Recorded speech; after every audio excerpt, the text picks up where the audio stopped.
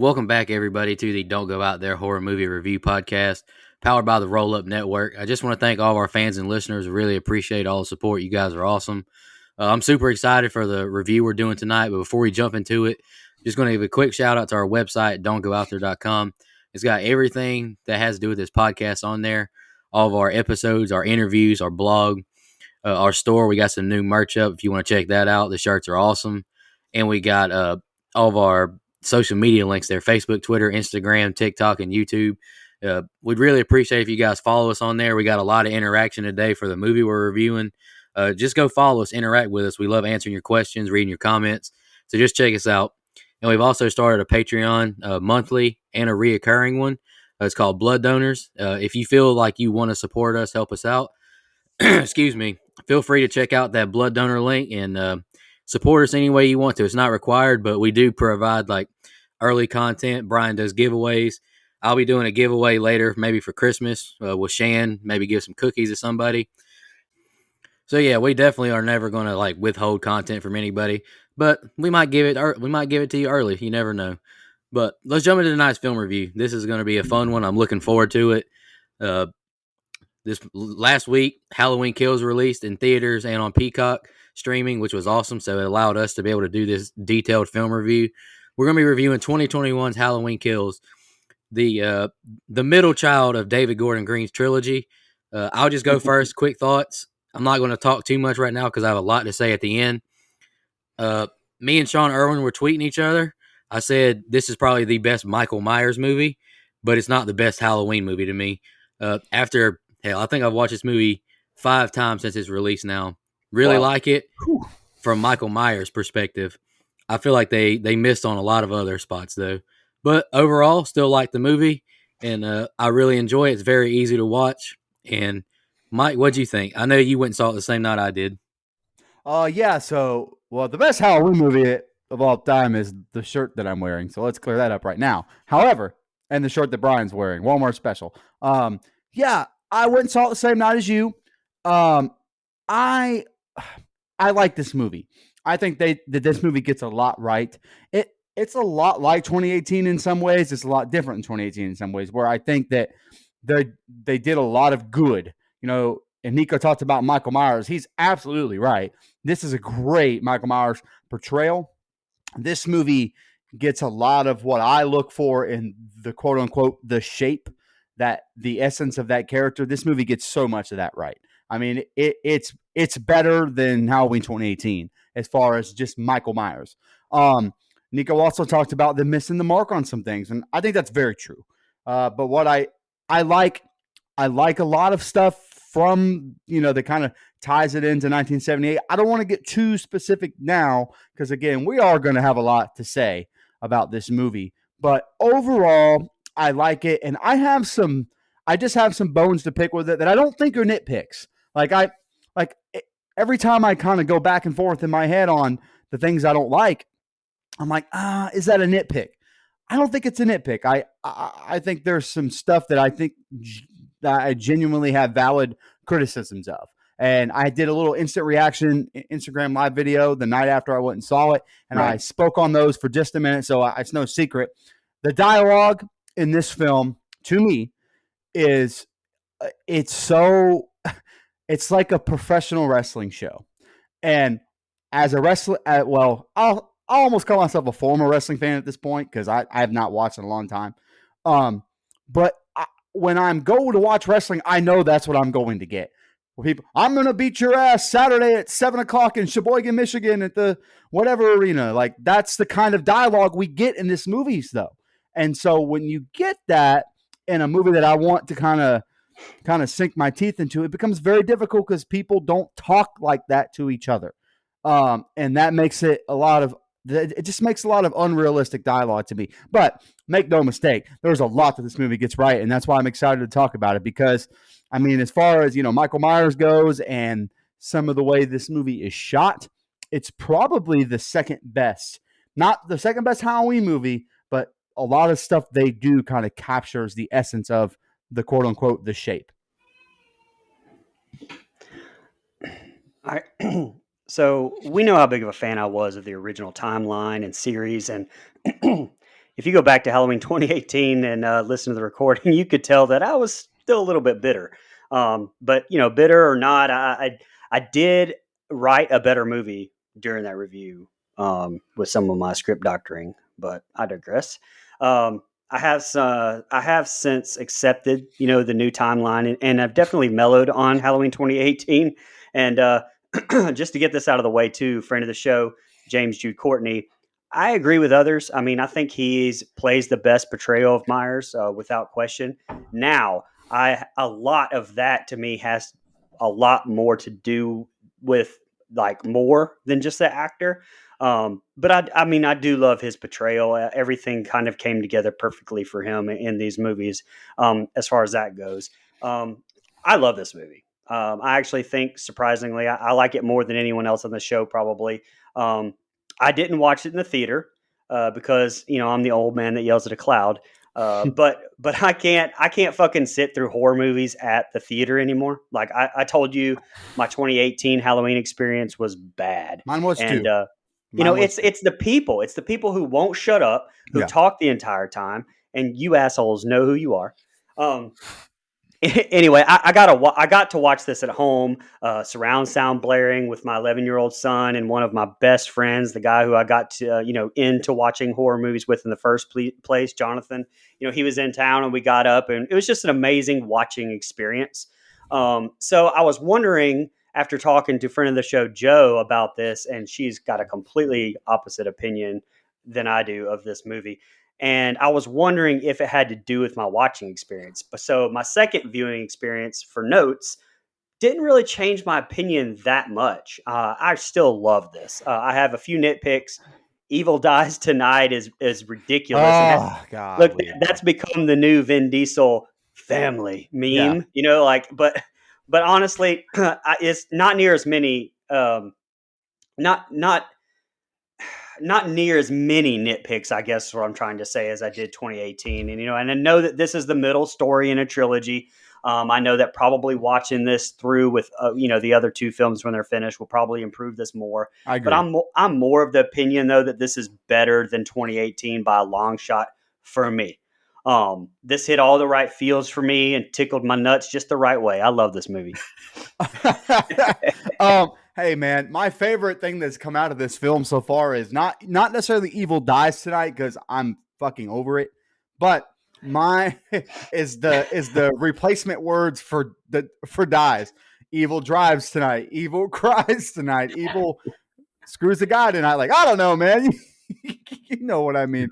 And so I just think it's a meme that's going to keep on giving for a while, man, because it is. I talked about the dialogue. Evil Dies Tonight said once or twice is okay.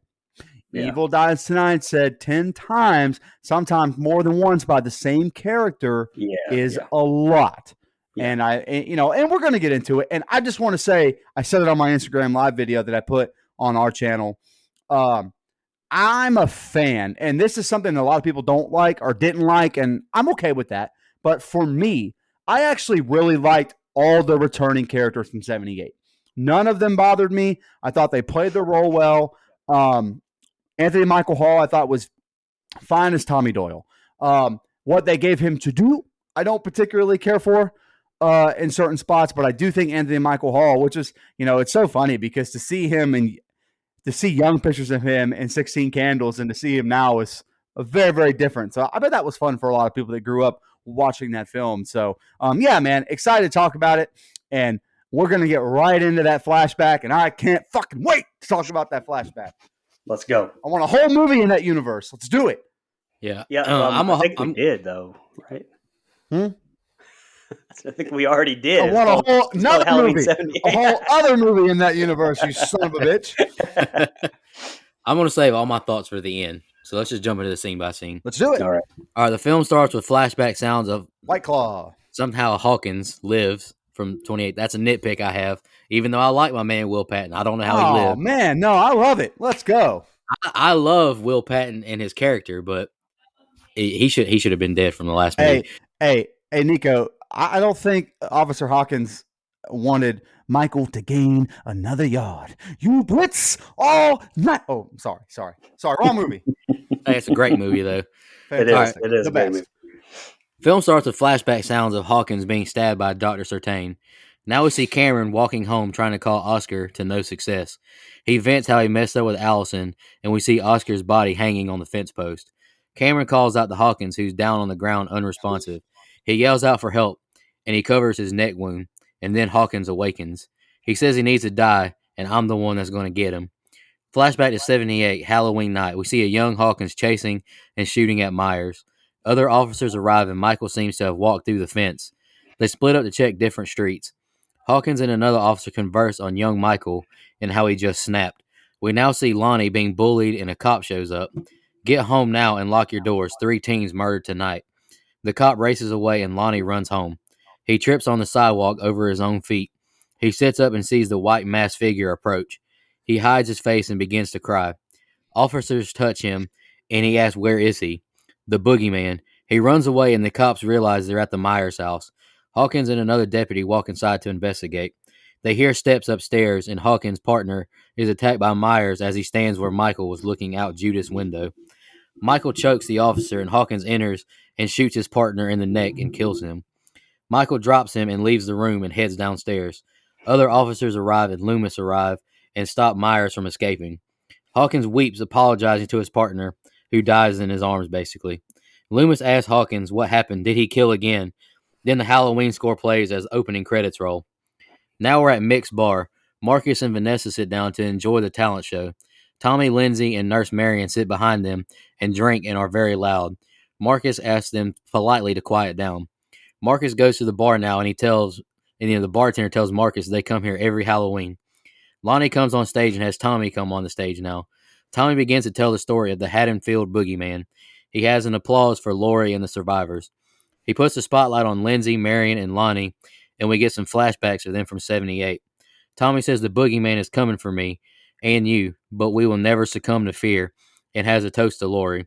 We cut back to Lori, who is bleeding profusely in the back of the truck, and she cries out as they see firefighters pass them. The firemen enter her residence, putting out the fire. One man falls through the wood floor. He radios their structural damage, and Michael Myers appears. Michael kills the man with a pickaxe to his face repeatedly. Another fireman reaches to help his comrade, but is pulled down by Myers. The men outside now see Michael walking out the inflamed house with the pickaxe. Michael now begins to slaughter the entire team of firemen. All right, go ahead, Brian. That's the opening scenes. Yeah, so this opening, like, are you absolutely fucking kidding me right now? Like, look, 100% my favorite group of scenes in this of the entire movie. The 78 flashback scenes are absolutely wonderful. I know some people have an issue with adding to that 78 lore, but I don't see the issue with it. I mean, the way that this is shot, they use a film grain filter to give it that look. I mean, the lighting where's like there's actually like shadow is actually pitch black, just like 78, and everything's flawless to me. Like Loomis and Michael, they look perfect. And listen, I thought that was CG, but shit, that's makeup effects on that Yeah. actor, Tom Jones Jr. Wow. Like, just wow. Apparently this was not Nick Castle in this flashback, which he has a cameo later, I think, as Myers. I'm not real sure why we don't have. He does all the breathing. Anytime you hear Myers breathe, that's Nick Castle. Well, I don't really understand why he didn't have him playing his original character like in 78 on a flashback. I don't know. I didn't get that. I don't have an answer to that. Maybe continuity. But Aaron Armstrong plays him here, if I'm not mistaken. Does fantastic. Absolutely flawless. And I know Nick Castle, some people are like, oh, these, James U. Courtney and Aaron, Armstrong are better than Nick Castle. But look, I mean, they're mimicking Nick Castle. Like it's, so they're really damn good at mimicking Nick Castle. So, I don't really know how you rate those, but anyway, something I didn't catch in the flashback scenes though, when Michael attacks Deputy McCabe with the rope, in the original, Sheriff Brackett responded to an alarm at the hardware store and reported that a rope and Halloween masks and a set of knives were stolen. I thought that was tremendous little Easter egg. Absolutely. Like, I like how they added to the lore, but without adding to his 78 body count. I'm sure that's 100% why I could tell that they had Hawkins shoot the other cop by accident. So we got Myers' action, but it doesn't mess up the lore either. I thought brilliant writing there. I've read some complaints about the dialogue with the cops, but I didn't get that vibe. I think even the dialogue, everything with the kids, even Lonnie, all felt like it was straight out of '78. Which, by the way, Tristan Eggerling played '78 Lonnie, and Brent LePage played him in the original. Spitting image to I me, say like they amazing look like casting. they Thought could be that twins, was man. crazy. It's great. And yeah, I mean, part of me does agree with Nico. Is it ridiculous that they brought Val Hawkins? I mean, yeah, but to me, it fixes a wrong in 2018 because I hated that they killed him anyway. Obviously, what they should have done is not have him be stabbed in the fucking neck. Like, I mean, come on. Yeah, But and run um, over. and then oh run yeah, over. I kind of forgot about them being run over. Yeah, but what Hawkins says to throw us into that flashback, yeah, I think that I could have had some better dialogue there. Love friend of the show, Anthony Michael Hall as Tommy. I love the dude. Period as an actor. I loved Paul Rudd as Tommy in Six, and I actually read where David Gordon Green even asked him to reprise his role, but he couldn't because he was busy filming Ghostbusters. Two No, that things didn't here. work. Two things here. If I had to choose, I'd much rather Rudd be in Ghostbusters because I love Rudd, love Ghostbusters. He's perfect for it. Secondly, I think it would have been a cool Easter egg, but I think it would have honestly confused the shit out of people. Like, Yeah, I think so plus, like too. novices to the franchise who remember him in Six. Like, I don't know. Anyway, I think it worked out regardless. And holy shit, we get that firefighter scene. Real fighter fires, by the way. Shout out Cannon Air Force Base Fire Department. Um, I talked a little bit about the whole "Let It Burn" line here from Lori in that Halloween 4 review we did. That line was written for Loomis in Halloween 4 flashback, but it was never used. But wow, I love this entire firefighter scene so much, just so much, so damn brutal. Now this suffers from the same thing a lot of fight sequences do. The group of people attack one person like just at a time. It's always a nitpick of mine in fighting movies where this is, but like, I mean, this is a Halloween movie. I mean, not a John Wick movie. So it honestly doesn't bother me here, mostly because of these kills, like the shot through the mask of one of the dead firefighters as he's sawing the other one. Fucking brilliant shot. My favorite set of scenes by far. Go ahead, Mike. Yeah, I also really love this set of scenes. I mean, watching this set of scenes in the theater, I'm like, all right, let's fucking go. Like, and as much as I liked Halloween 2018, I never really got that, all right, let's fucking go feeling while watching that film. So I was excited going right into this movie. And look, I love Officer Hawkins. I'm glad that Will Patton returned. That meant, I was it got me really excited. And again, they spoiled that going into the movie on their Instagram and stuff. So like, but I said that last year, guys. Like, you remember us talking about where the movie would go, that I didn't think Hawkins was dead because I think you kind of had to have him to complete this story, because he was on the scene in '78 and all that stuff. So, by the way, I like that we get the return of Cameron. You could have completely forgotten about that character, and I don't think we would have been or we would have been none the wiser had they Right. not had Cameron in this film. But his character arc in this movie is significantly better than it was in 2018. So they kind of they kind of fixed that. I'm glad they did, because I think he's an important tie, and I will give the actor credit whose name is slipping me. My man wears a skirt the whole movie. Attaboy. No, I mean that had to be tough. I mean, I know he took his heels off, but man, that's tough. Yeah, so I'm fine with him finding Hawkins, and I like the little, if you remember, "It needs to die" is the line from the Loomis tape in 2018. Where it's all Oh yeah. it needs to die. Like as he's, as the tape kind of melts or whatever, that's the line. And so I really like those subtle touches that kind of ties it to not just '78, but now we're tying it to 2018. We're not just, we're forgetting the groundwork we've laid. So I like their interaction. Then you get to the flashback. We talked to Brian. You said a lot, but I gotta tell you, man, I fucking love everything in this '78 flashback. I think it's shot so perfect. That is what I like to see when I watch Halloween. Like, and I get it, got to modernize it. Totally understand. I'm not here to say let's do every Halloween movie in the same way. But man, for 15 minutes there, I was locked in to what was happening. I love I love everything about it, even down to the Lonnie, weird and scrawny, like as annoying. And by the way, this is I said it in our chat. This is the only movie we've done that has two different man fuck them kids moments and about and like two completely different decades. Like we have a man fuck them kids in the 70s and a man fuck them kids in the current day. Like that is something else. I thought that was kind of fun. But yeah, man, fuck them kids for picking on Lonnie. And by the way, they kind of redid Lonnie's character from 78. That's because, in 78, Lonnie's kind of the bully, but we get here and Lonnie's being bullied by this family, which, spoiler, at least in my theory, I don't think this is the last time we see this family of kids in this franchise. I think they didn't introduce them in their last name for no reason. Like, I think there's a reason why they were introduced somewhere. So, got to remember Halloween Ends is still coming. Okay, so anyway, then you get to the stuff with Hawkins and the other officer whose name is slipping me, and I think all of that stuff is really, really good. It, like you said, Brian, it adds to 78's lore, but doesn't screw it up. Because, like you said, if Michael Myers kills somebody, then we're retconning the original thing here.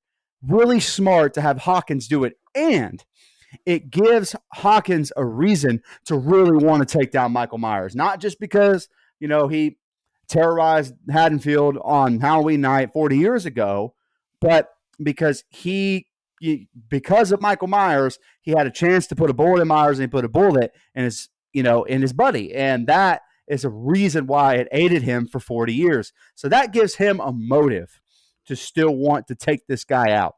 And so going into Halloween Ends, spoiler, Officer Hawkins lives through this film. So I think he's going to be a major part of the third film, and I think that's a good thing.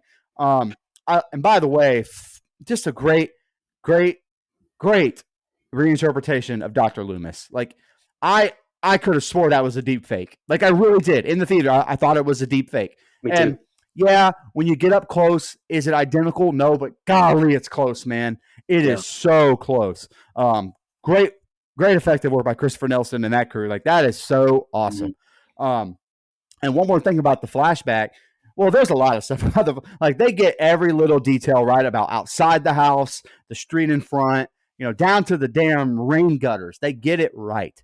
Now, I talk about mood and atmosphere all the time. That's what I really like about this flashback. It just captures the lighting so perfectly. It's shot just like Carpenter would have in 78. So all that, that goes without saying. One more thing about that, and I think it's a not so subtle nod. You get Michael being caught at the stairs, kind of the same way he was captured in 63, with the cops around him, everyone was like, Michael, what are you doing? Like, kind of the same vibe. So I think that was a nice little nod to how he was originally captured. Just now it's 15 years later, or, whatever it is. So I love that. I love this mask. It's really damn close to the Shatner mask.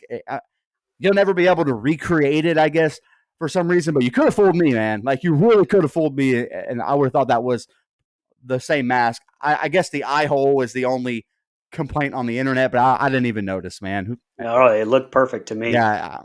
I mean, it's better than H2O's eye holes. That's all I'm going to say. So yeah, here and now we get to the bar, present day, or at least 2018.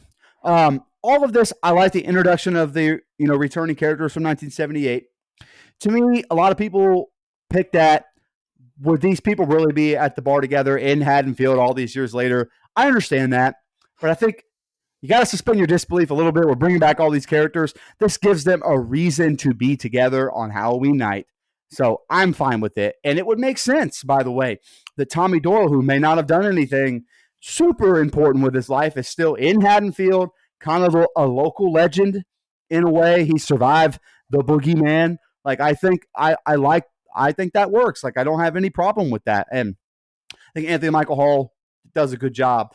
This is the scene where the dialogue that he's spitting doesn't bother me, because he's telling a story.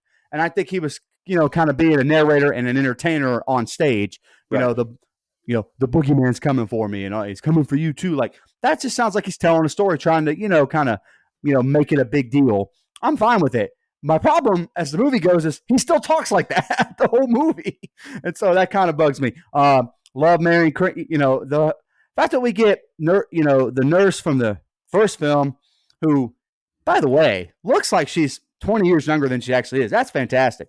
Love that we get same actress that played Lindsay Wallace, and the actor whose name is slipping me that played Lonnie is also in the Netflix show Midnight Mass. He's great in that, and I think he's great as Lonnie. Like I really think Robert Longstreet is his name. Yeah, and and earlier I've got it pulled up. Dylan Arnold, that's Cameron's name as well. Okay, and he's it was funny. I went and watched this show I went and watched this movie, and the most recent season of You on Netflix came out, and he's in that, and he's great.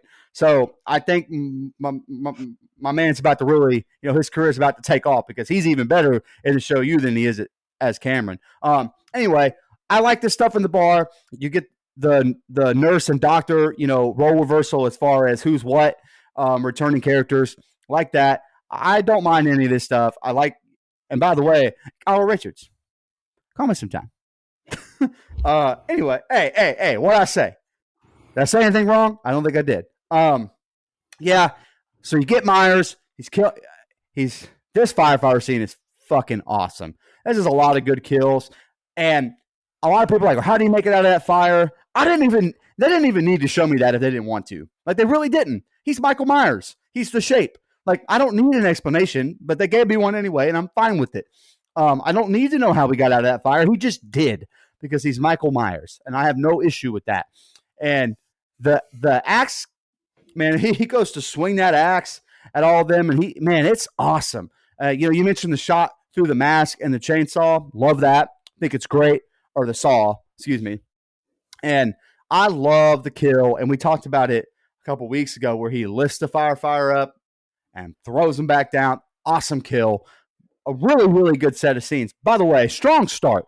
Like, you couldn't start any stronger than this as far as a Halloween movie. To me, this is how I wanted Halloween 2018 to kind of kick itself off instead of how it did. So big props to everyone involved, man. I think this is like Brian said, probably my favorite set of scenes, man.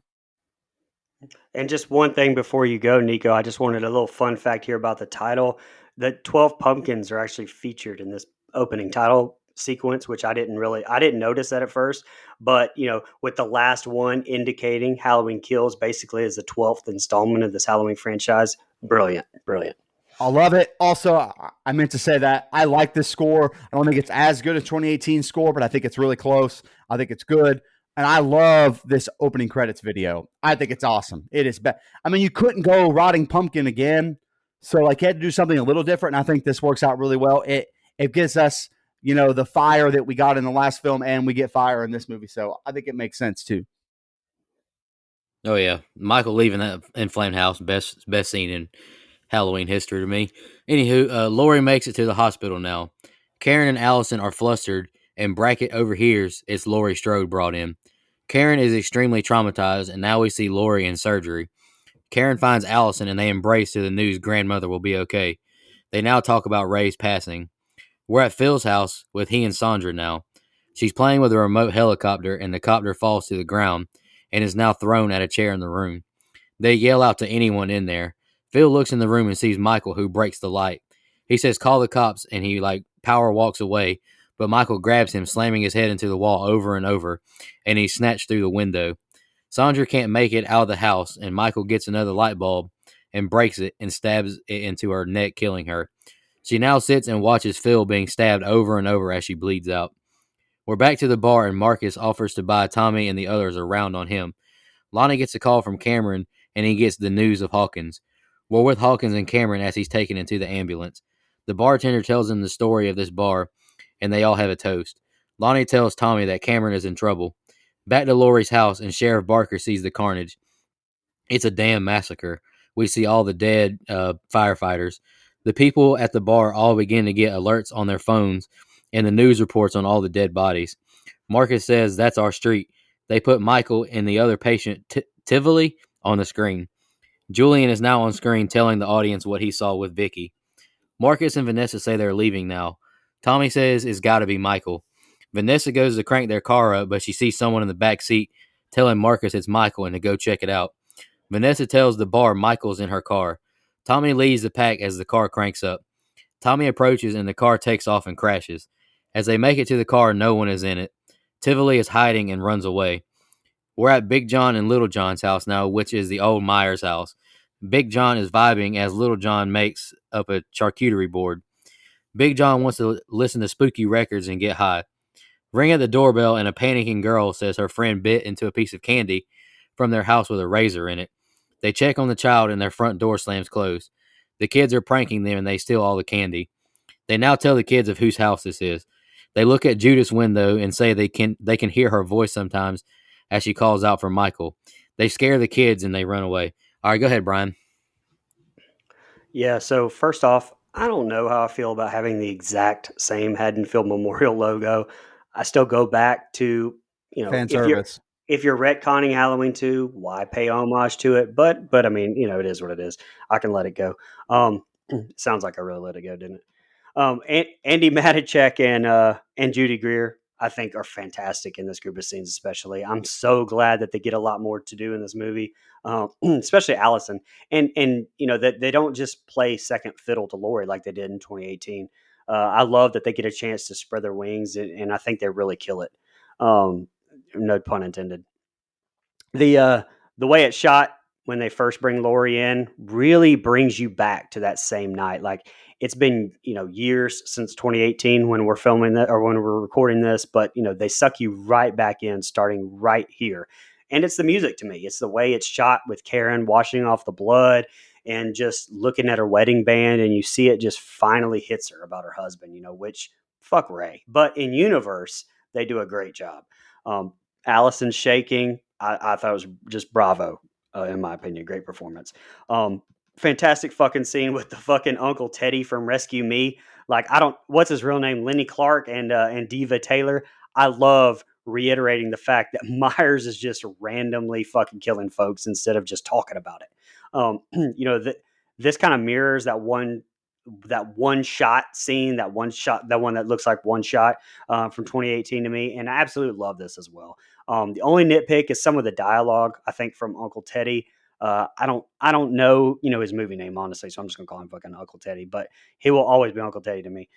It just didn't seem realistic, the dialogue. I mean, but damn, that light bulb kill, just twisting it inside of her and then going back and finishing them both off, like the stabbing multiple knives. Shit. And honestly, that shows just how much, how kid-like Myers' mind still is. And, that's another thing about this movie. It adds so much to Myers, like just how evil this motherfucker is and how random and how, like, this kind of stuff expresses so much of Myers without a backstory, without someone saying it. And so, I love this. I love the writing of Myers and in these, in the different shots from outside of the door, through the damn window, like while Sandra is like watching her husband be killed and like blurred out in the background. I thought that was amazing. This was the only real part I think I had an issue with that escaped mental patient, like kind of being a red herring to Myers here. I get that you probably need another beat, like, probably around here, but first of all, lock your goddamn doors. You have a BMW, but it just, look, I know they've done this in the past, but something about this sequence I just thought was blah. And I know that's like, not exactly good review talk here, but I can't really put my finger on it. It was just something about that sequence I just didn't really care for a whole lot. Now, I didn't notice this the first time I watched it, that the Evil Dies Tonight thing kind of came from that donation box, to the charity at the bar that says Love Lives Today, and then Marion says Evil Dies Tonight. I mean, okay.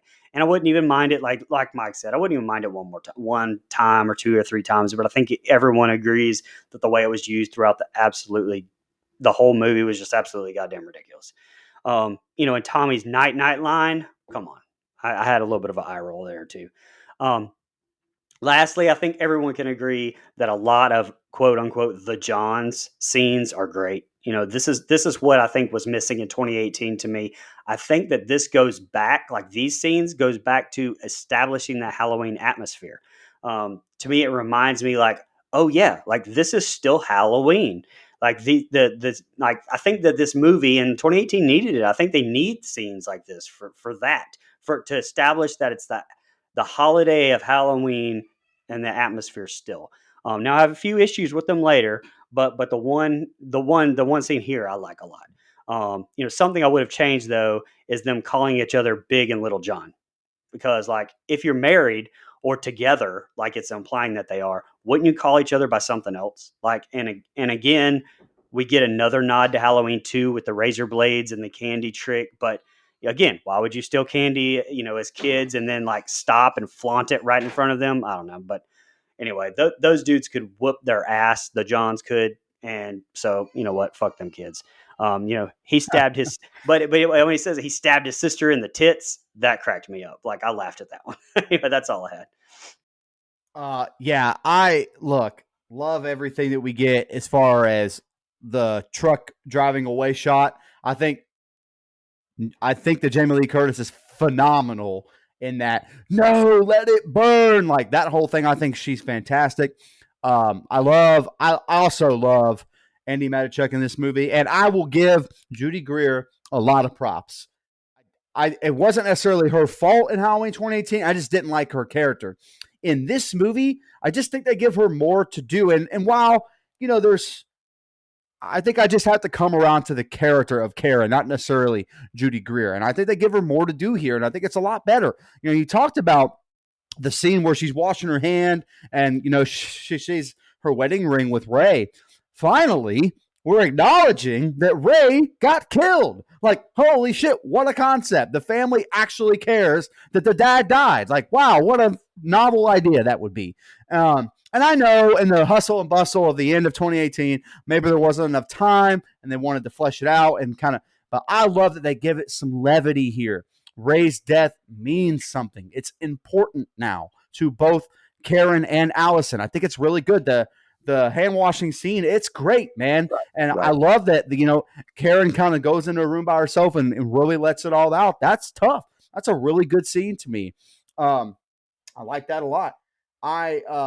So here's the thing, man. You get okay.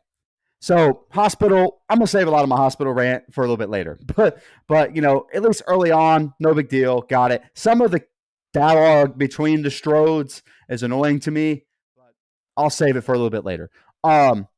This kill, first of all, a lot of things you touched on, I just want to double down. Goes into a random person's, just the next door neighbor, just the next house over. That's what Michael Myers does. That's what Michael Myers is, man. There's no motive. He's just Michael fucking Myers killing people with a plot around him. It's great. That set of kills is so awesome. First of all, I think there's some really good suspense here with the toy helicopter and everything, and he kind of throws it back and like, what the fuck was that and all that. Really, really good. I love the kills here. You get the light tube to the neck, which is super creative. I did not see coming. I thought that was awesome. And then, the shot you talked about doesn't just have it's not quite a point of view, but we can kind of see it from his wife's point of view a little bit as Michael Myers is just basically testing knives. Oh, nope, not that one. Let me try this knife. Nope, not that one. Like Michael Myers, we have to remember, is a kid inside, basically a big kid still to this day. And to me, that finally captures the essence of that original character, what it was supposed to be. And I think him being playful with his kills is very,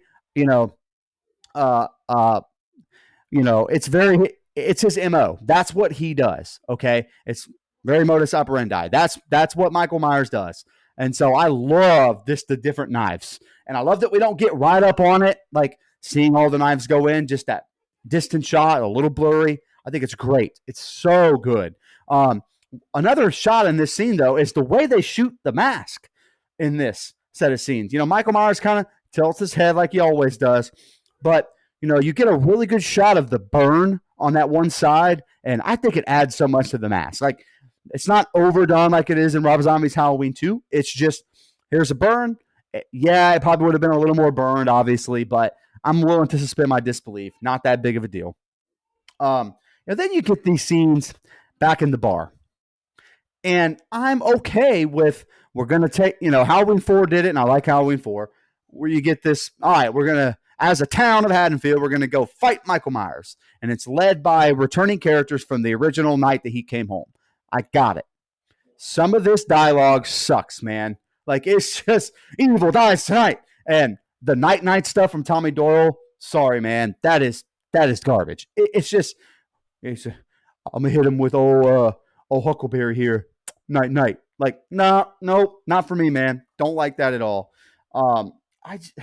So that's a little bit of a down thing to me. I'll move on to the Johns. My first viewing of this movie in the theater, I didn't like the Johns. I'll be honest. I've watched it 2 times since at home, okay? And my mind is pretty much completely changed. Now, I still have a problem with the scene that they do later. But they do add what I think is good comedic relief, the good kind, not overkill.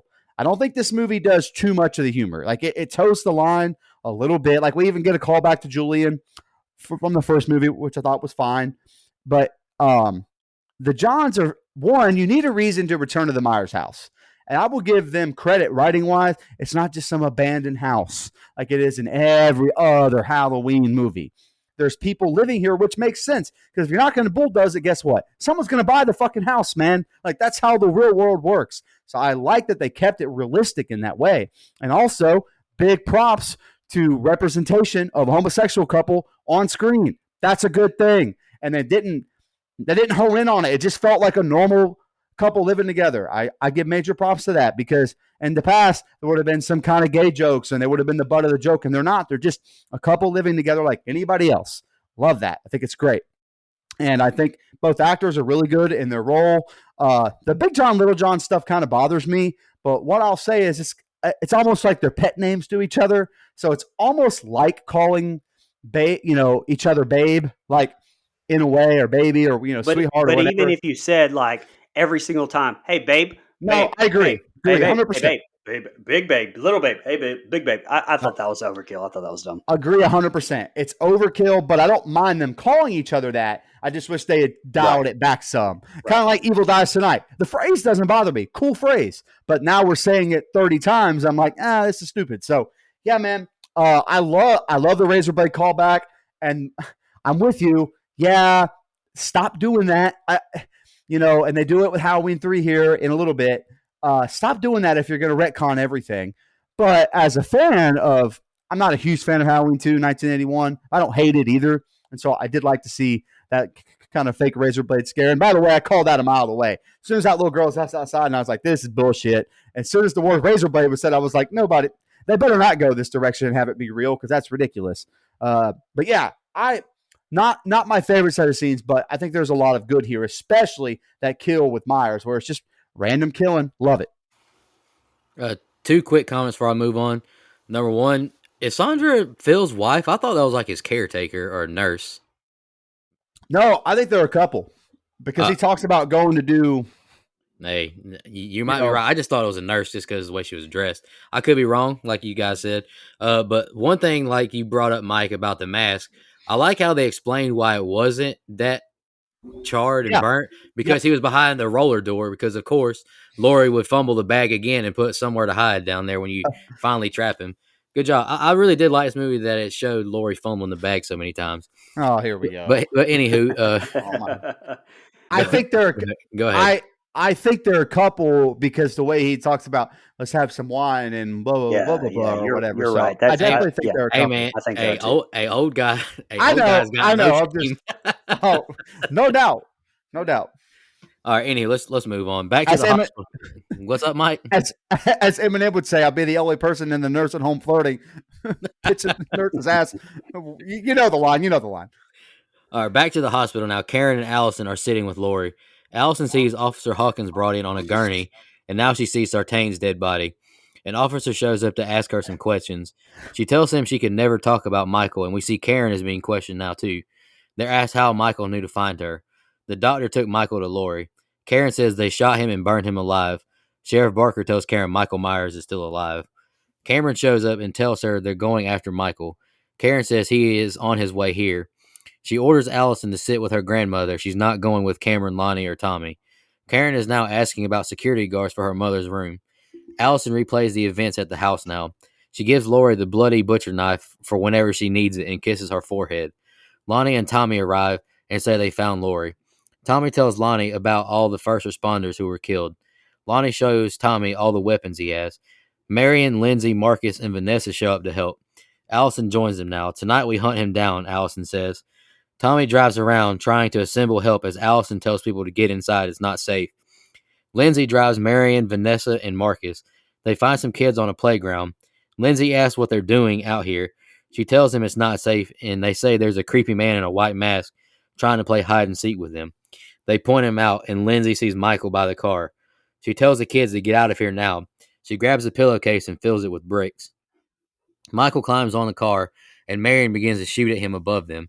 Michael grabs her by the hair, and they try to exit the car, but Michael stops them. She's out of bullets, and Michael stabs Marion to death. Marcus tries to strangle him with a stethoscope, but he stabs him in his eye, killing him. Vanessa approaches and shoots at Michael, but she's a terrible shot. Michael kicks the door at her, hitting the gun, causing her to shoot herself. Michael now is hit in the face by Lindsay with the pillowcase of bricks. He pins her to the car, choking her, but she gets free after trying to remove his mask. He follows after her now, and she hides behind a big tree by a bridge. Michael can't find her, and he walks off and crosses the bridge. Back to the hospital, and Lori says she's fine to Karen. It's just a paper cut. Karen finds a note that Allison left. Evil can't win, Allison wrote. She doesn't tell Lori what it really says. Lori says Michael's gone. We got him. And then Hawkins is brought into the room with Lori. All right, go ahead, Brian. First off, Sertain's dick through the window over Allison's shoulder. Come the fuck on. Come the fuck on. Hey, real quick.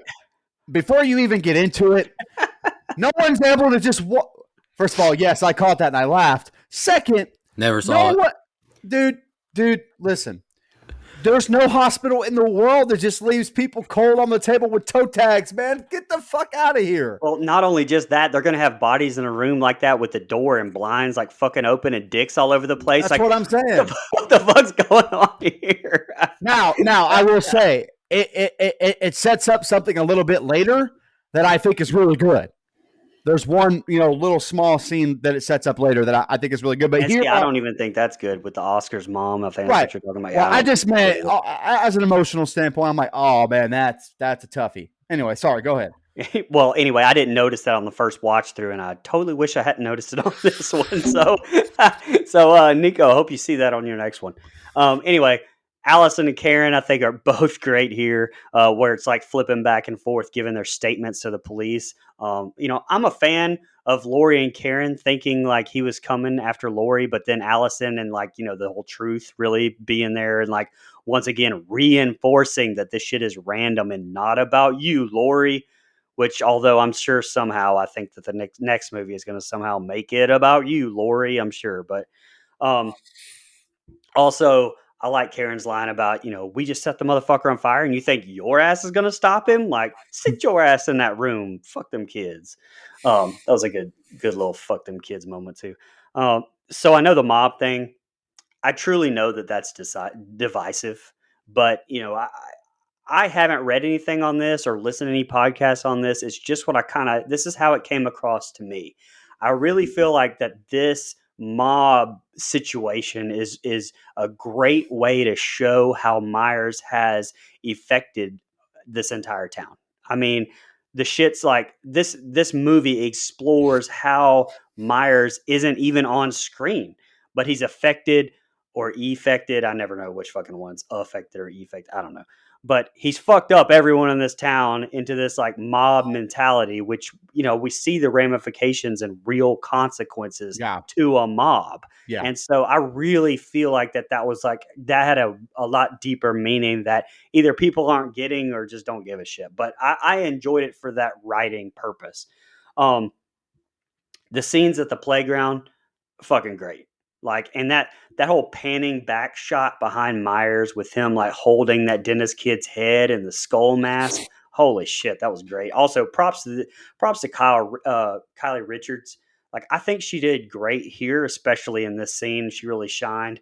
I know a lot of times, we get these kid actors that do one thing when they're little and then they bring them back after all these years later and they aren't good actors because, that's the only thing they ever did. And now I know she was on Real Housewives of Beverly Hills, but I mean, I don't know. Regardless, I think she does a tremendous job here and gives a great performance, especially being scared in the woods. Those hiding shots, I think, are fucking tremendous as well. Like, it looks basically like it's lit from like just moonlight, which I mean, I'm sure it's not, but that's how it appears, and I think they're beautiful.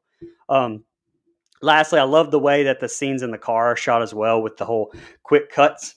It really shows like the whole it captures the whole pandemonium and everything fucking going on in that car. And Marion's kill though, I mean, this is for Dr. Loomis. I look, come on. I thought it wasn't a great line there anyway, and to me it didn't fit, to be honest. But sorry, Nancy Stevens, who will probably never get on the show now. Her performance wasn't that good. Like, to me, she didn't look scared. Honestly, I was glad to see her go. There, I said it. Fuck me, I guess. But now the nurse guy, the Marcus's kill through his eye. Holy shit, dude! And Vanessa's kill with the hitting the door and shooting herself. I thought that was fucking tremendous. That's I know hilarious. Nico said, like, off air, we were kind of discussing that. He said, like, if you notice, the door's already open, and then he like kicks it again. I watched for that on this watch, and I mean, maybe it happens so fast that you couldn't tell either way. I thought it was very well done. I love it. Go ahead, Mike. All right. I'll start this set of scenes by saying Sheriff Barker, again, is fucking useless, man. He's one of the worst, and it's not the actor. Love, I think his name is Omar. The last name's slipping me. But he's great in other stuff he's been in. He's terrible. Dorsey. Yeah, Omar Dorsey. He's great in other stuff I've seen him in. This character sucks, man. He's so inept and incompetent. Fuck. Anyway, useless fucking sheriff. Okay. I'm a little bit different than you on some of this hospital stuff. So while I really like Andy Manichek and Judy Greer's performances, some of the stuff they give them script-wise here is really rough, man. Just the way it's kind of not delivered, but the lines themselves are little, again, we're speaking like we're talking to an audience like it's a play instead of just natural talking amongst people. You mean whenever they're giving the statement to the police, or I mean when they're talking with Cameron and stuff. So like that's kind of more so what I'm referring to. I don't know. It didn't come across that way to me, but I get it. Right. But no, when they're giving their statements, I think it's fine. Also, I don't think this is a nitpick. I think it's a very valid criticism here.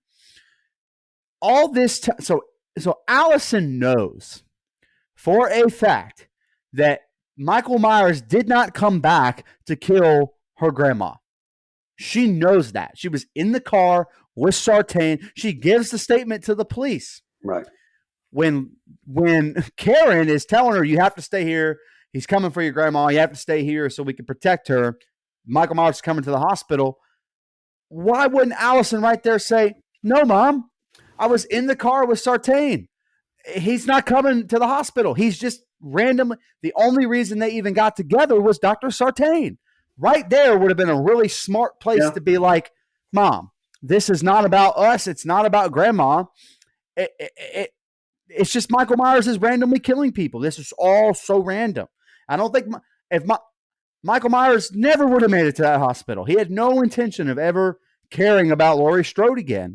Unless he sees her and he might be like, oh yeah, you tried to set me on fire. I'm going to fucking kill you now. like that's the only way. And so right there would have been a really good time. And they save it and they give that kind of thing to Hawkins. But man, I don't know. That was just a little too, I could not suspend my disbelief there quite enough. Okay. The mob thing that you talked about. I don't hate it. I think there's some social commentary there as far as mob mentality, relating it to the real world, how that's not a healthy way to kind of bring down people sometimes. I think, again, it's not so on the nose that it bugs me, because there's some stuff in this movie that where the social commentary does bug me, and it comes a little later. But with this, no big deal. Like, again, now some of the mob stuff does bother me in a later hospital scene, but right here, yeah, we're kind of getting it all together. Hey, we're going to go take down Michael Myers. I don't see a problem with that. Now, we've seen in other horror movies, Halloween 4 and Nightmare on Elm Street, sometimes vigilante justice is not the best way to do, to convict people. And I think they're kind of getting that message across as well. But it creates a fantastic set of scenes in this playground, man. I love Kylie Richards as Lindsay Wallace. I think she's the best returning character as far as acting goes. Like, I think she plays her character so well here. I actually like the nod to the Halloween 3 mask because I really like those masks. I think they're cool. The movie stinks, but I think the masks are really cool. It's fan service. I don't know if we needed it, but I'm fine with it. The shot where Michael's holding that mask is awesome. How they kind of zoom up his back a little bit. Really, really good. And everything in the car, I think is awesome. Yes, is it fan servicey to have him crawl on top of the car like he did in the first one and, go after the same nurse?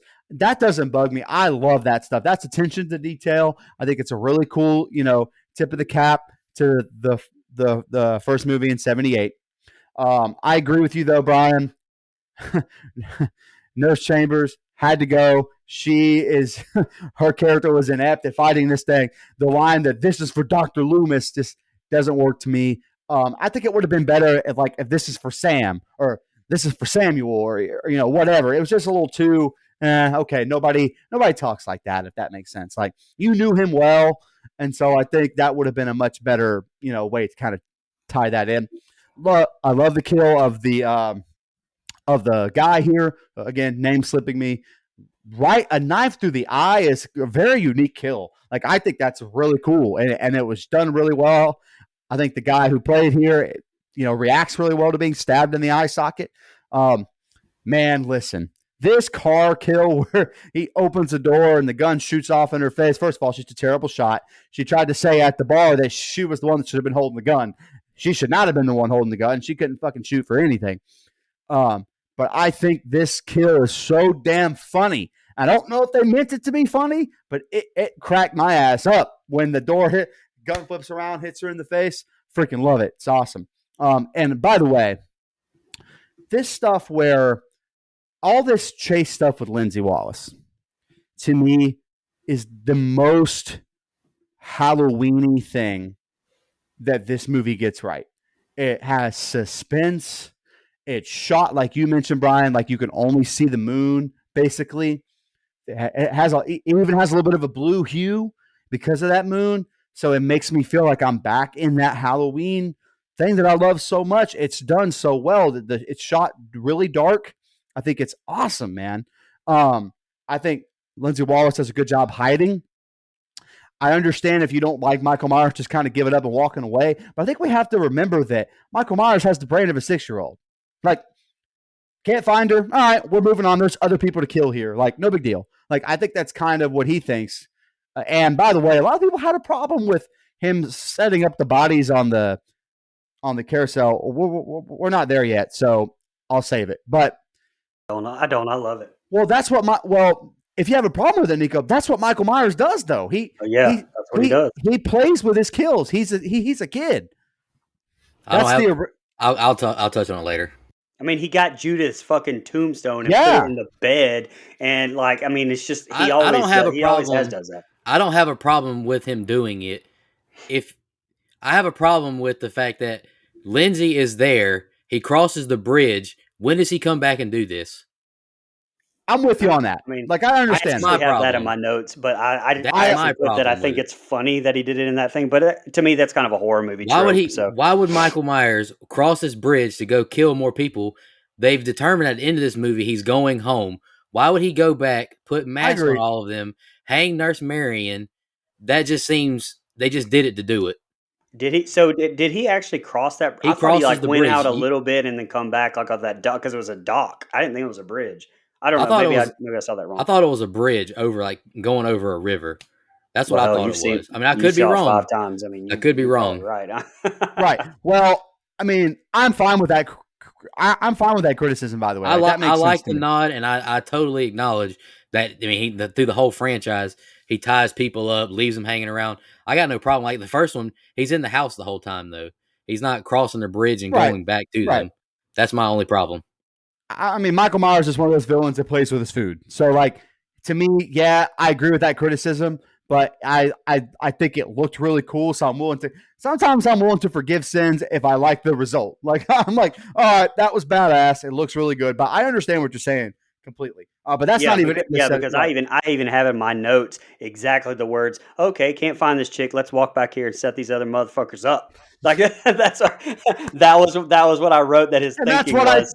that's what I think he did. That's what I think he did. He's like, okay, can't find her. I'm going to go back and kind of fuck around here. But because again, he is still a kid. He like, man, going all the way back to 78 with the Bob kill, where he just turns his head. He's like, man, that's pretty fucking cool. I got this guy to hang up by a knife. That's pretty fucking sweet. And like, he plays with his food earlier where he does all the knife stabbing. I understand the criticism though. Totally get it. But yeah, that's all I have, man. And I love that we're about to get into more Laurie and Hawkins stuff. Some of this is why I'm really glad they brought Hawkins back. Oh yeah, I'm glad they brought Hawkins back. I just wish we didn't hear him getting stabbed multiple times and then get ran over by a giant Chevy SUV. Exactly. I mean, that's a lot to survive. Exactly. But, hey! You make room for my patient. All right, Allison is with Lonnie and Cameron, and Lonnie tells her some stories of, her dad and his past. Cameron points out Tommy's car. They stop and realize Michael's been here. Lindsay's car is covered in blood, but there's no bodies. They yell for Lindsay. Lonnie finds Marcus and Vanessa's body on the merry-go-round, and Marion has been hung on the swing set. Allison, wasn't the merry-go-round spinning too? How the fuck is it spinning on its own? If he's gone already. Maybe he slung it really fast. I mean, the dude's really strong. Maybe he slung it really fast, and so when they got there, it was just really slow. I'm wondering if we don't see it if one of them does it. Like one of them kind of turns it around to kind of see who's all on this thing. That's the only thing I'm. Come on, real world explanation. It just looked cool on camera. I'm sure that's why they did it. Yeah. And by the way, fair enough. In a slasher movie, I'm willing to do that. Hey, in a slasher movie, I'm willing to forgive that. As much as I shit on Friday the 13th Part 8, the best part of that film is the boxer kill where he punches his head off. That's not realistic either, and it's awesome. I'm nitpicking, but it does bother me. I'm sorry. I understand. I understand. They find Vanessa and Marcus's body on the merry-go-round, and Marion has been hung on the swing set. Allison finds Lindsay. She cries out, he's still out there. Laurie calls out for Frank. Frank wakes up as Laurie tells of the night at the bar. She says she's always liked him, something that Brian kind of thought maybe, in the 2018. He calls her crazy. He says he remembers that night. They kissed, held hands, but he was hoping for more, but she liked Ben Tramer.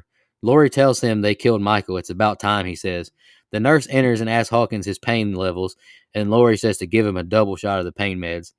Tommy and Lindsay are talking of when they were young and Lonnie trying to go in the house. Brackett and the sheriff converse about not getting to put a bullet in Myers himself. Panic and chaos begin to happen in the hospital as Tommy gets Lindsay to the ER. Tommy says to the crowd, the boogeyman is at large. There will be no pause, no empathy. Michael will be killed tonight. Evil dies tonight. He tells the sheriff they've seen them fail tonight over and over. Tommy makes it to Laurie and tells her Michael is still alive. He says he's going to kill him, and he's going to protect her now. Laurie says we fight and to go find him, Tommy. Karen tries to tell Laurie we're not equipped and let the authorities who are trained for this to handle it.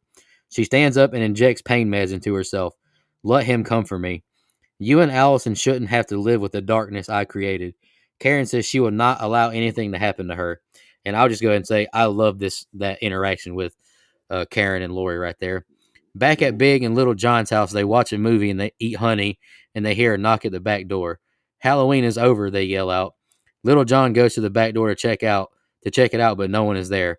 Now there's a knock at the front door. Big John is pissed and goes to get a golf club to scare them, but no one is there. He asks if he locked the back door. He goes to look and sees the door is open and there's a bloody handprint. Someone's in our house and it's not a child. They both grab knives and hear footsteps upstairs. Back at the hospital, and people whisper, "That's Michael," as he weaves through the crowd. It's Tivoli asking for help. The mob yells out, "It's Michael." Tommy chases after him, and they begin to chant, "Evil dies tonight." The two Johns search their home now. Big John is stabbed in his armpit by Michael and then has his eyes gouged out brutally.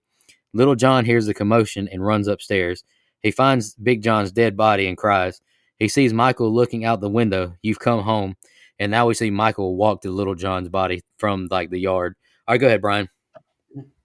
So it's a little moment here in a movie that's mostly fuck around with Michael and find out. But the scene with Cameron and Allison and Lonnie in the car, I think, is such a great little moment here. When Lonnie's telling the story about Ray, and kind of it gives some depth to a character that we basically remember him and joke for him about being peanut butter on his penis guy. Like, in Andy Matichak crying is so good here. It's so real, just raw emotion that you feel through this performance. And I just wanted to point that out. I thought that was great. Um, with the setting up the bodies at the park, look, I mean, props to the crew. I think that the scene looked gruesome and absolutely beautiful. Tommy and Lonnie's dialogue here, though, I thought was shit. It didn't feel real. Lindsay, I think, did a tremendous job, but not real sure why she was just laying in the middle of the grass, though, and not still hidden behind a tree anymore. I mean, she was just literally laying in the middle of the grass. So I didn't really understand that.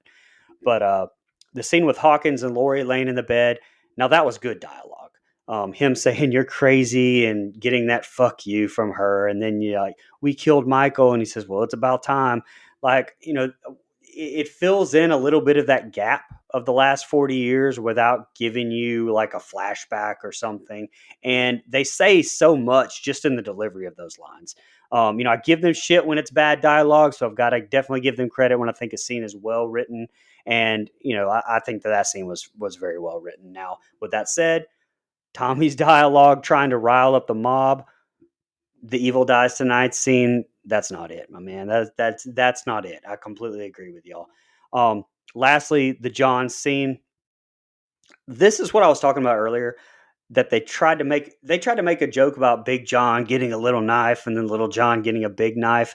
I think that it would have been so much better and just honestly crossed so many political lines if they had just like a big fucking arsenal of guns. Like, Little John has this big ass gun. I mean, I think that would have been so just fucking ironic and just great. I would have loved it. I did love the line from Stewart when he said, I called him Stewart from fucking Saturday Night Live, or was it Matt TV? No, Look what I can do. Look what I can do.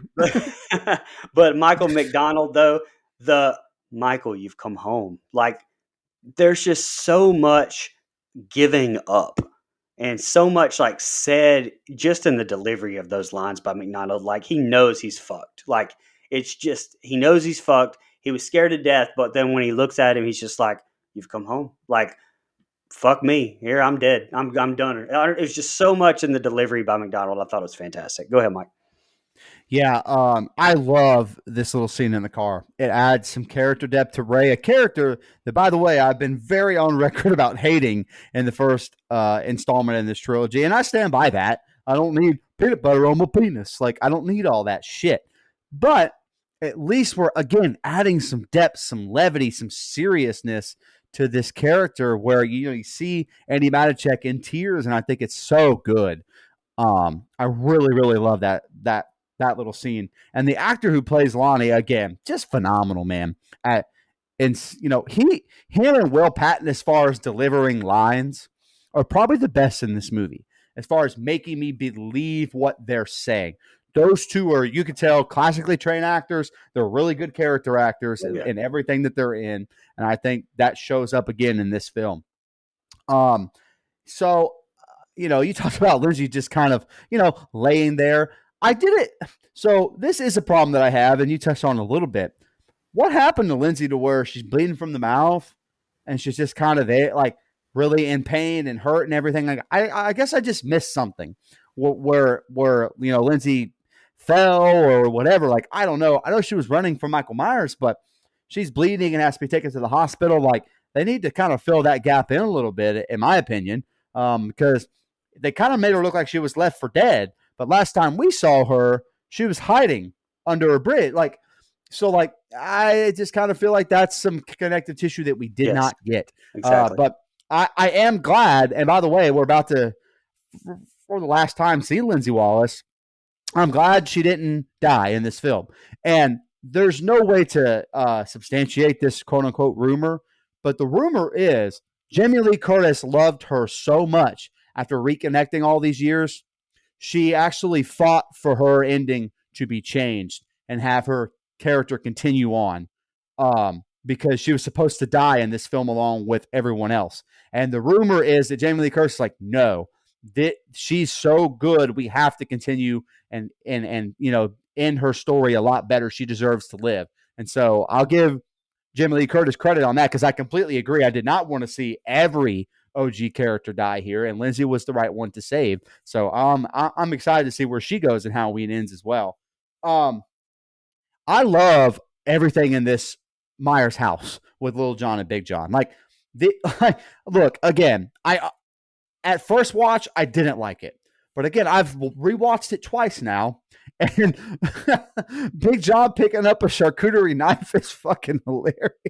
That knife hardly ever cuts actual cheese, man. Like, if you ever tried to cut Gouda with one of those little things, like, that is difficult. I know I'm about to get a wealth joke. I got it. Oh, I get yeah, it. exactly. I get it. I Don't get even it. have to. You get it. I get it. But I'm just saying that those little knives, I thought that was hilarious. And Little John picking up a big knife. I think that's the kind of humor that's subtle and funny. Like, that doesn't bother me at all. Mike. Yeah. It ain't the size of the knife, it's the motion of the knife. Thank you, buddy. You see the deal. Now, I would not have picked up that charcuterie knife because that would not have worked for anything. There's some good suspense here, though. And, Brian, I have the same problems that you do as far as just kind of like giving up and like, just succumbing to Michael Myers. Like, I have the same problem as you. I didn't see that as a problem. I thought it was a great delivery of the line. Like, I didn't see that as a problem at all. Well, I mean, I have a little bit of an issue with it. Not too bad to where it ruins the scene to me. But to me, there's some good suspense here. And even though I wish it would have been lit a little bit differently, but the stuff with the door being unlocked and Michael being in the house, like, I think I know we've been introduced to them as humorous characters, but some of that stuff is really, really good. Where they're scared, and I believe that they're scared, and you've kind of gotten to know these characters a little bit, and I like them, and so I thought the eye gouge. By the way, that eye gouge is on some Saw level shit as far as what we see. I think it's great. Man,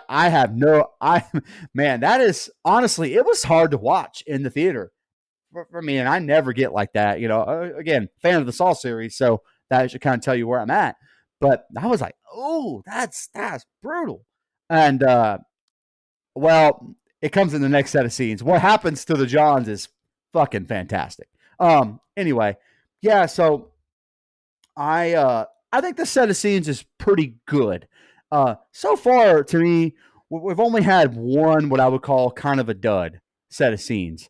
And we're about to kind of get into another one. and I want to point out, Nico and Brian, before we get to that set of scenes, I don't have a problem with this other patient. I really, really don't. I get what they were trying to do, okay?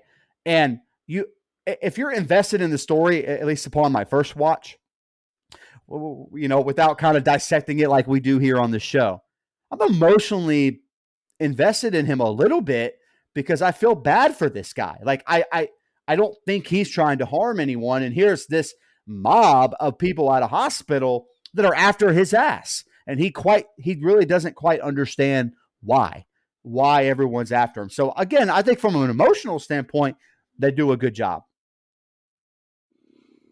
All right, back at the hospital, we see Tivoli, I think his name is Tivoli, running from the mob. Lori and Karen try to stop the mob, saying it's not him over and over. Lori is hurt when she's hit in her wound. Oscar's mother now finds his dead body in the morgue. They get Lori back to her bed. Karen runs after Tivoli again, and she's knocked down, and they try and stop an enraged Tommy who doesn't listen. Lori tells Frank this is his masterpiece. Frank says it's his fault, and we flash back to 78. Hawkins stopped Loomis from shooting and killing Myers. All he saw was someone's little boy. It's not your fault, it's mine, but now I know there's nothing but evil in him, and I think Will Patton does a great job delivering those lines. She tells Frank he's a good man, but he needs to die. Every time someone's afraid of the boogeyman, he wins. Lori says she's the one that needs to kill it. Karen makes it to Tivoli before the mob somehow, and she comforts him. She locks him in a hallway between two doors. Karen tries to stop the mob, but they're all full of rage. Tivoli is scared to death being trapped between the mob, and he breaks a window out. He climbs onto the balcony and plunges to his death. Brackett gets downstairs and realizes it's not Michael. Brackett now tells everyone he's turning us into monsters. Flashback to young Hawkins, and the chief tells him an alibi, and he takes his gun and swaps to another one. Lori says he's after me, but Frank says he's not. The doctor took him there. When he was a little boy, he'd stare out his sister's window. My partner died in the same spot. Back to Lonnie, he shows Cameron and Allison he's going to his childhood home on a map. He creeps, he kills, he goes home. That's where we're going, Allison says. Karen and Tommy leave, and Tommy apologizes. Tommy says, I'm going to go down swinging if I'm going down. Tommy and Karen leave now. Lonnie and the crew make it to the Myers house. Lonnie says he's going in alone. Honk the horn if you see anything suspicious. Lonnie exits the car and slowly goes into the Myers home. Gunshot, and Cameron and Allison run to the front door. They enter the home and scope the place out. Cameron calls out for his dad. They open a closet door and Allison shoots a pumpkin. Then they hear footsteps upstairs. We hear music playing now and they head upstairs. Allison finds the bodies of Big and Little John. Cameron checks the rooms and hallways. Blood from the attic hatch drips on his hand. It's Lonnie. He's dead.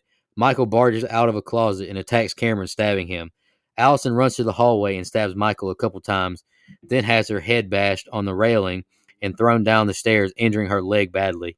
Michael stomps Cameron's arm and bangs his head into the railing over and over. Allison calls for Michael, and Michael finishes Cameron off, snapping his neck as he heads down the stairs. And we'll finish up the rest of the ending in the next scene. Go ahead, Brian. All right, so bear with me. I have a little bit here, but now again, say what you want about the escaped mental patient part of this scene. Like to what I said earlier, and I'm not going to repeat myself, but just wow, look at what we've done. Look at how Michael has affected us and turned us into monsters as well. I think it's great writing. Now, with that said, I can probably see myself fast forwarding through this set of scenes in the future. Not that it's a bad scene, but you know how you after you've seen a movie a few times, sometimes you just kind of want to skip certain parts. If that makes any sense, this is that scene for me. Now, huge props to having Lori just collapse over and start bleeding again after kneeing that dude in the hallway, because you expect a movie to just make someone who's been injured like hell. I mean, how many times have we said, no way that person does that after being stabbed or whatever? I mean, well, they didn't do it here, thank God. I noticed David Gordon Green. Nobody else may have, but I fucking noticed. Your boy Brian did. Anyway, this is what I was talking about earlier. We get Oscar's mom finding his body, but put up some goddamn curtains, Haddonfield Memorial. Good Lord. I mean, also, can somebody arrest Tommy, for pushing Officer down the fucking stairs, please? I mean, Haddonfield police still sucky after 40 years. I mean, it's a tradition like none other. Also, I love how Karen, locked the mental patient in two doors and literally said the words, I'm not going to let them hurt you. And then literally did nothing to stop anyone. Like it just even the first person that walked right by her. Like she didn't even attempt any sort of to get in her way. In the line that Hawkins' boss or whatever gives whenever he's telling him to lie about what happened, with the shooting and the flashback, that just solidifies, too, and mirrors what's happening right at the same time with the mob. Because just because your intentions are good doesn't mean it always works out. Like that was a perfect line right there. Anyway, not to beat up dead mental patient, but I'll move on. Showing the body on the ground, call me a dud or whatever, but it was too much. I thought, we found a big disagreement here. I thought it was too much. I didn't need to see that. And I even said that when I first watched. I went, "Whoa!" That was too much. I didn't need to see it. And I know you probably read this, but they even scaled it back some from what they shot. I didn't read that. Yeah, that was one of the kills they kind of dialed back from what they actually shot and did with that kill. Jesus. David Gordon Green wants to be Ari Aster so bad. Oh, Jesus. Anyway. Oh, fuck off. I'm just kidding. Also, like, I'm all for flashbacks, but when Hawkins is telling Lori about it being the doctor, and not being her, we didn't need to see the flashbacks from 2018, in my opinion. Like, I don't think those are needed. The 78 flashbacks, okay, but the movie literally right before this, I don't think it's needed. Also, Tommy's foreboding line, telling Karen, if I go down, I'm going down swinging. Get the fuck out of here with that cheese fest, man. Like, oh, come on. Like, who wrote that shit? Um, by the way, is Lonnie the worst parent like ever? Because I mean, he said basically fuck them kids with Cameron twice. Like when they're at the park, he just lets Cameron run off with Allison to try to find Michael Myers. Okay, all right, awesome parenting. And now his dumb ass like leaves them in the car by themselves and says, "Honk the horn." Like what the fuck? Lonnie sucks.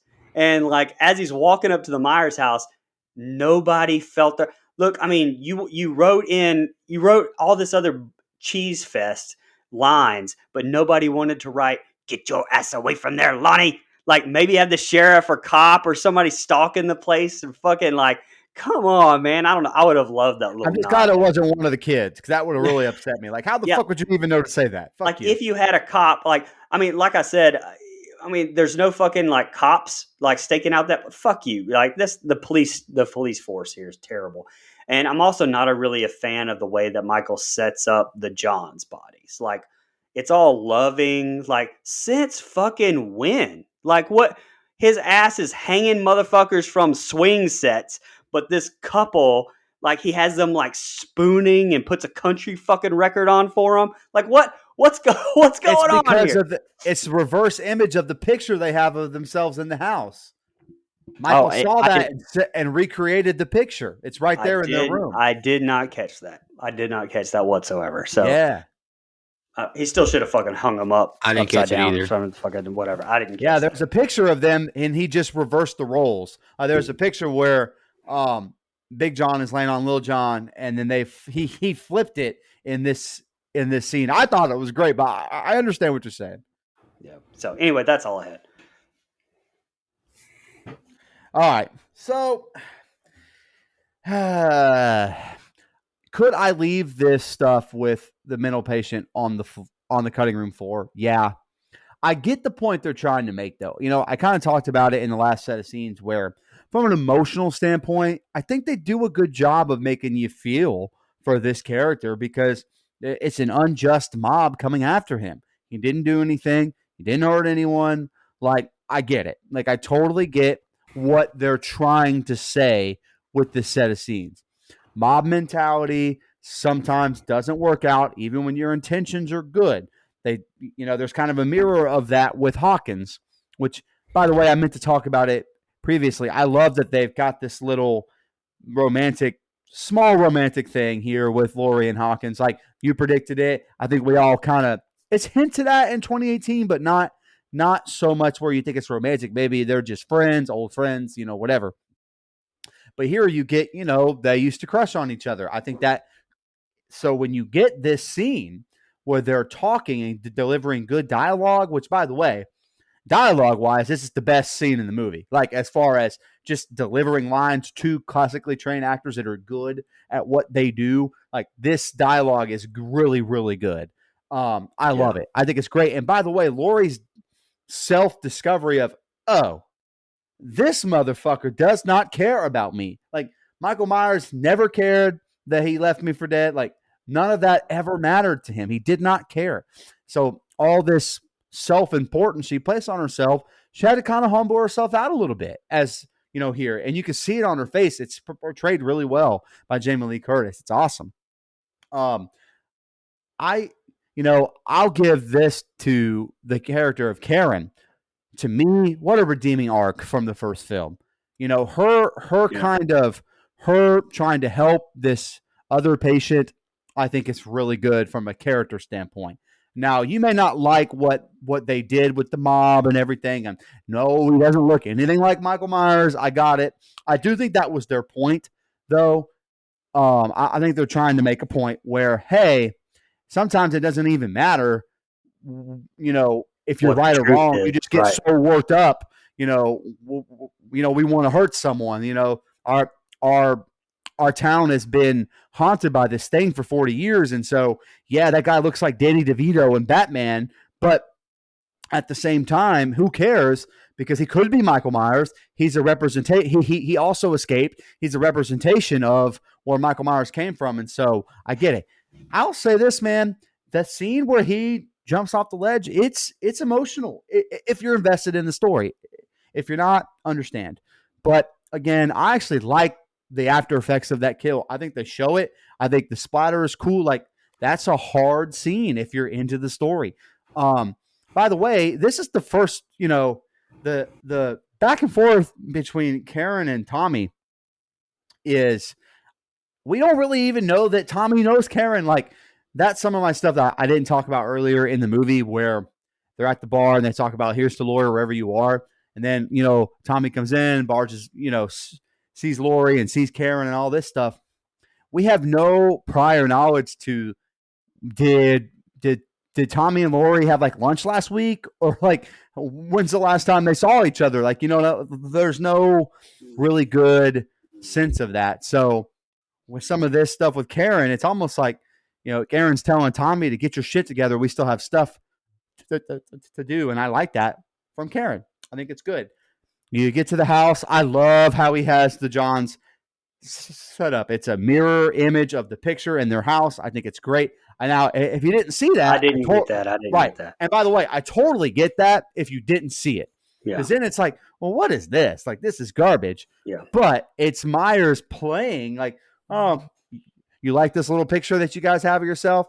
That's how I'll leave you, just like this. And I think if you catch that, I think it's really good. If not, totally get it. But I love everything inside the Myers house once the lights are out. And yeah, Lonnie, get your ass away from there. You shouldn't have gone inside this house, but you did.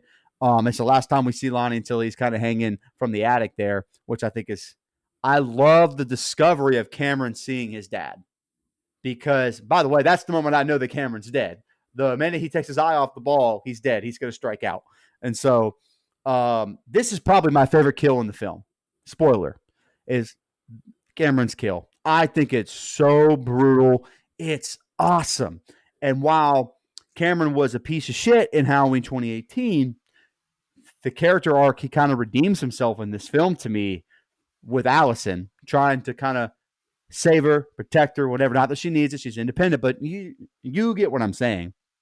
He tries to redeem himself. I think he does. And so his death kind of stinks, man. I almost wanted him to make it through to Halloween Ends. You kind of knew he wasn't going to, but like, you were kind of hoping maybe he'd make it.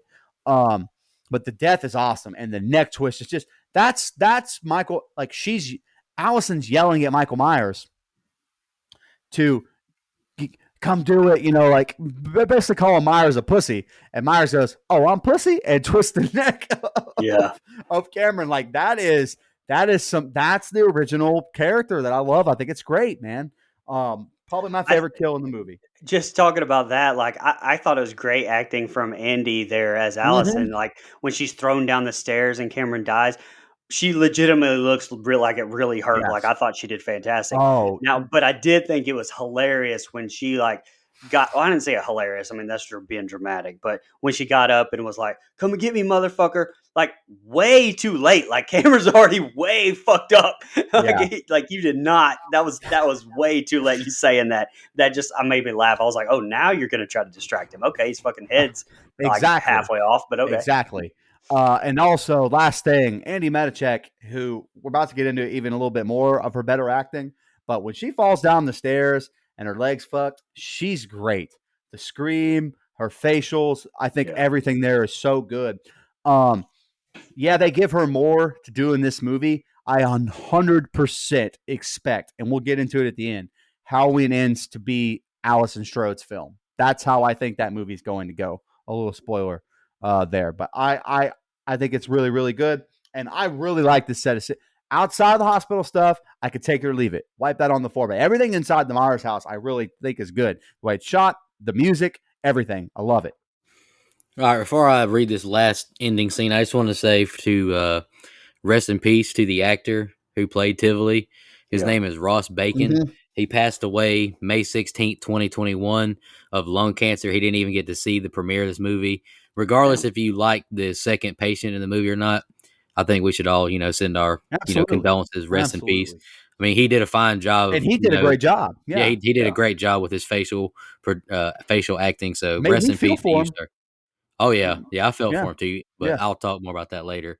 All right, here's the ending. Right after Michael kills Cameron, Michael makes it to Allison and quickly overpowers her and almost shoves the knife into her chest.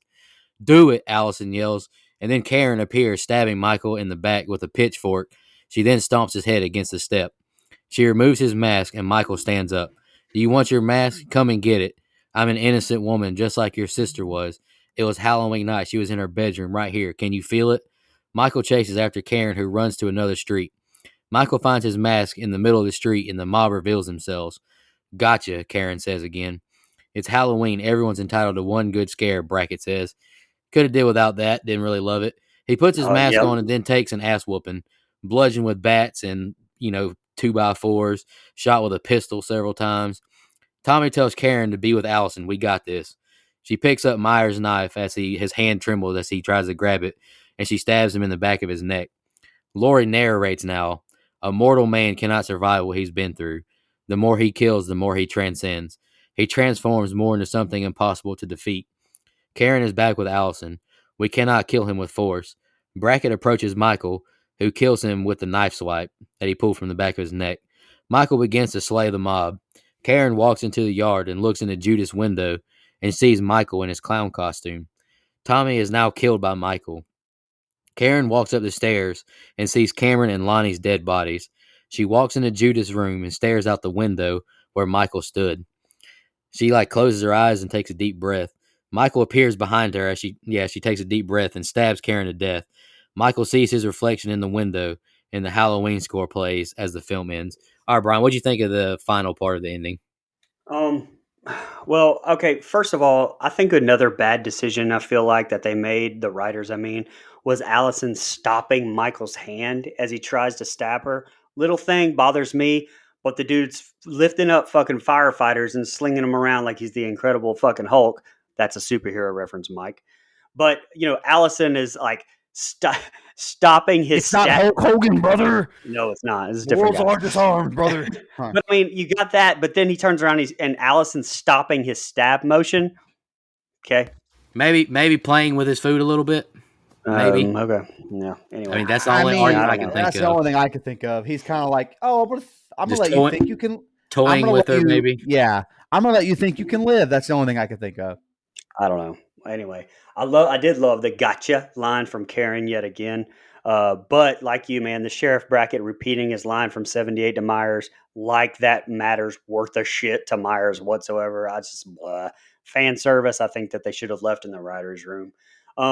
The mob beating him up scene went a lot better than the firefighter scene to me. Like with one person going at a time, I thought they did a better job with that. But it definitely takes him here obviously and moves more to the supernatural realm with Myers, how he basically doesn't feel pain, which he gets shot 50 million times, it doesn't phase him, which I don't I mean number one, he gets shot by Loomis 6 times, and it blasts him and throws him off or whatever. Okay, he this one he's kind of like just take like Terminator, he's just taking it and walking with it. It's not really doing a whole lot to him, which kind of going back to I cannot remember her name off the top of my head, but in the car scene, whenever she's a terrible shot with a gun, you didn't have to do that. Just have her shoot him and it not phase him.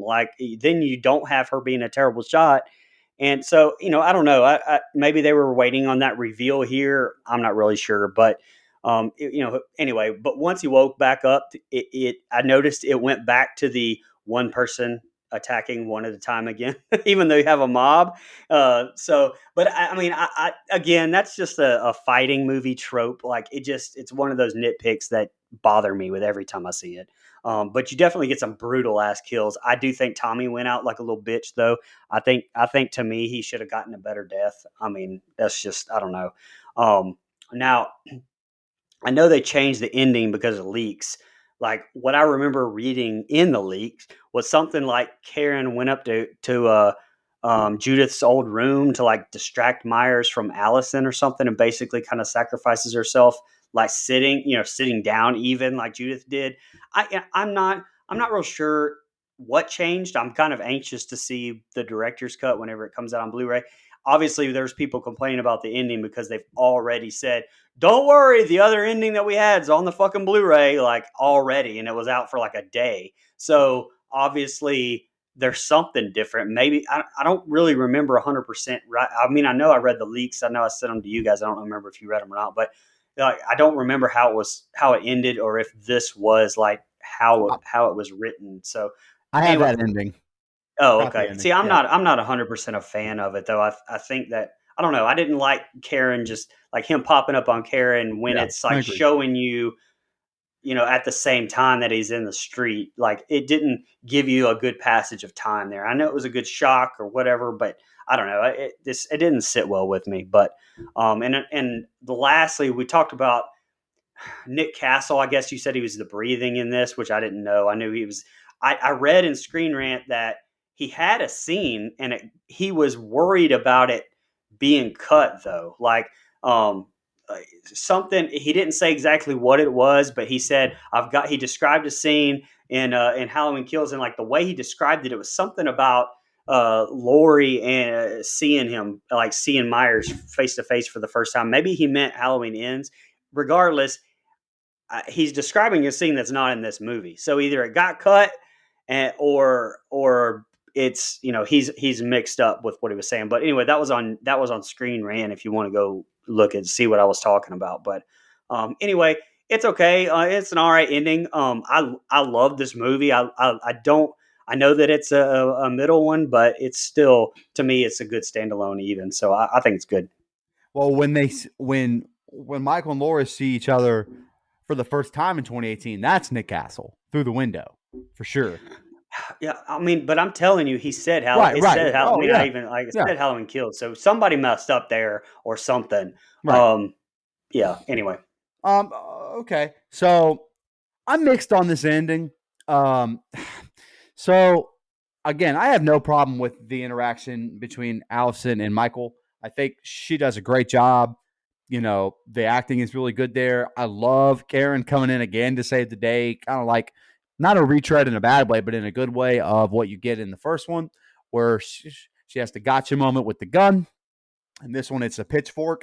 Only nitpick, man. And I get it. It's a Myers movie, but man, you have his head on the steps. I would kick that motherfucker in until it fell off of his head or off his neck. Like I would kick it in and keep stabbing it with that pitchfork until he was decapitated, man. So of course they didn't do enough to kill him or whatever.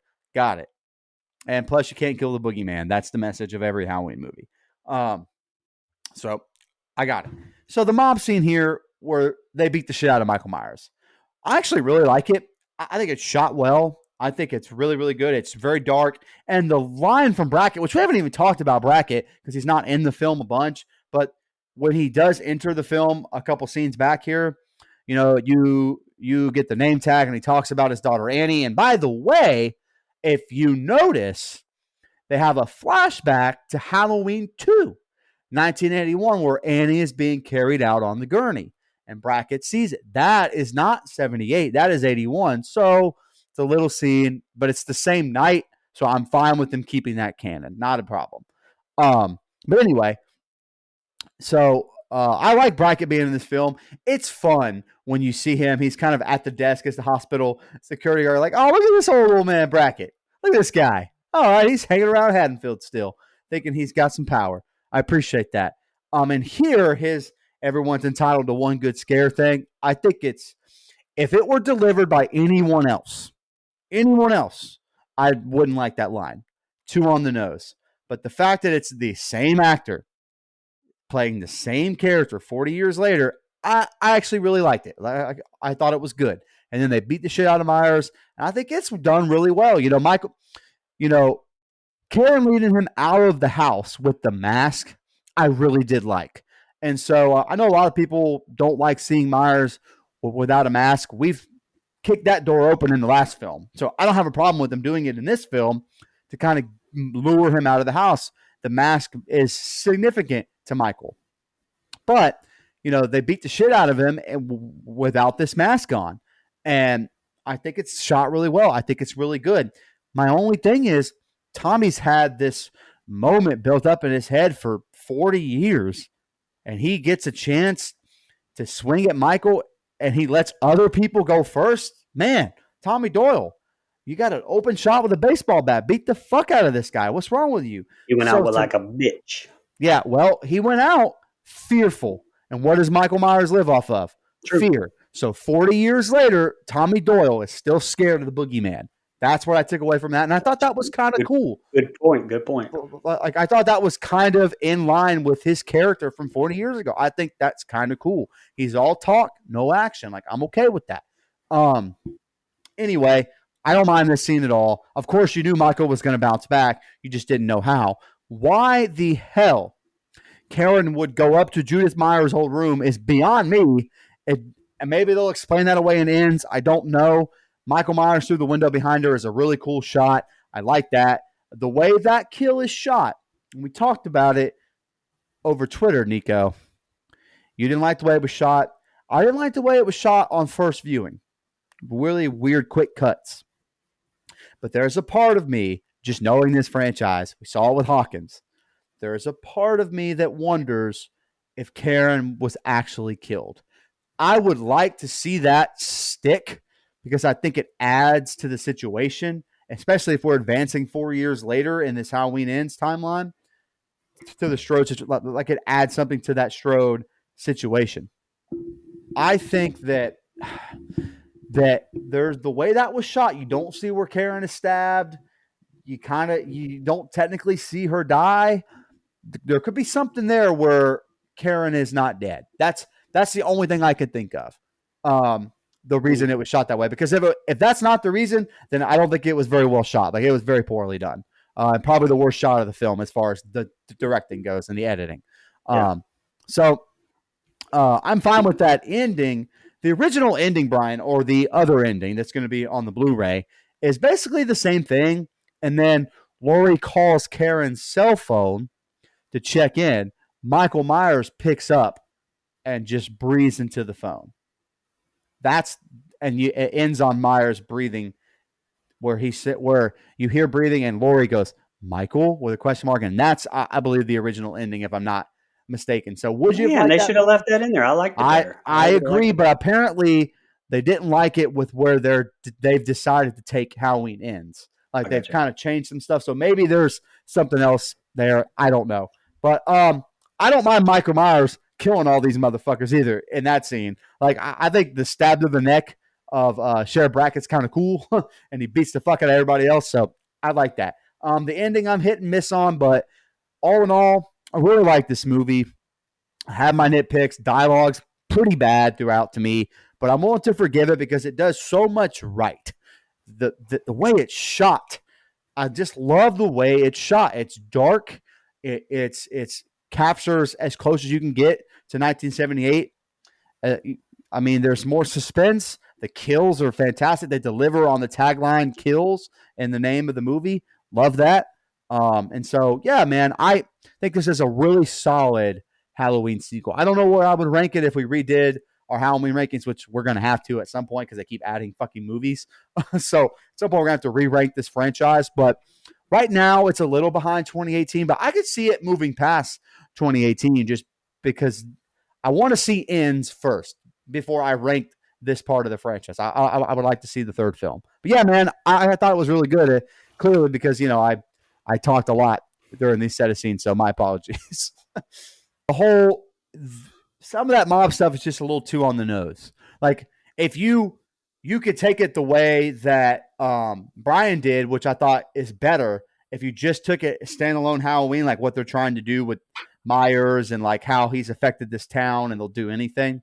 But I think it's clearly a political message of mob mentality and kind of ganging up on people, like all that stuff, like vigilante, whatever. And this movie, by the way, is post-Capitol riots. Now, they didn't make it post-Capitol riots, Okay. But it came out post Capitol riots. So they got a little lucky with what, I mean, Jamie Lee Curtis, that's basically all she talks about in these press junkets about. In 2018, it was the trauma.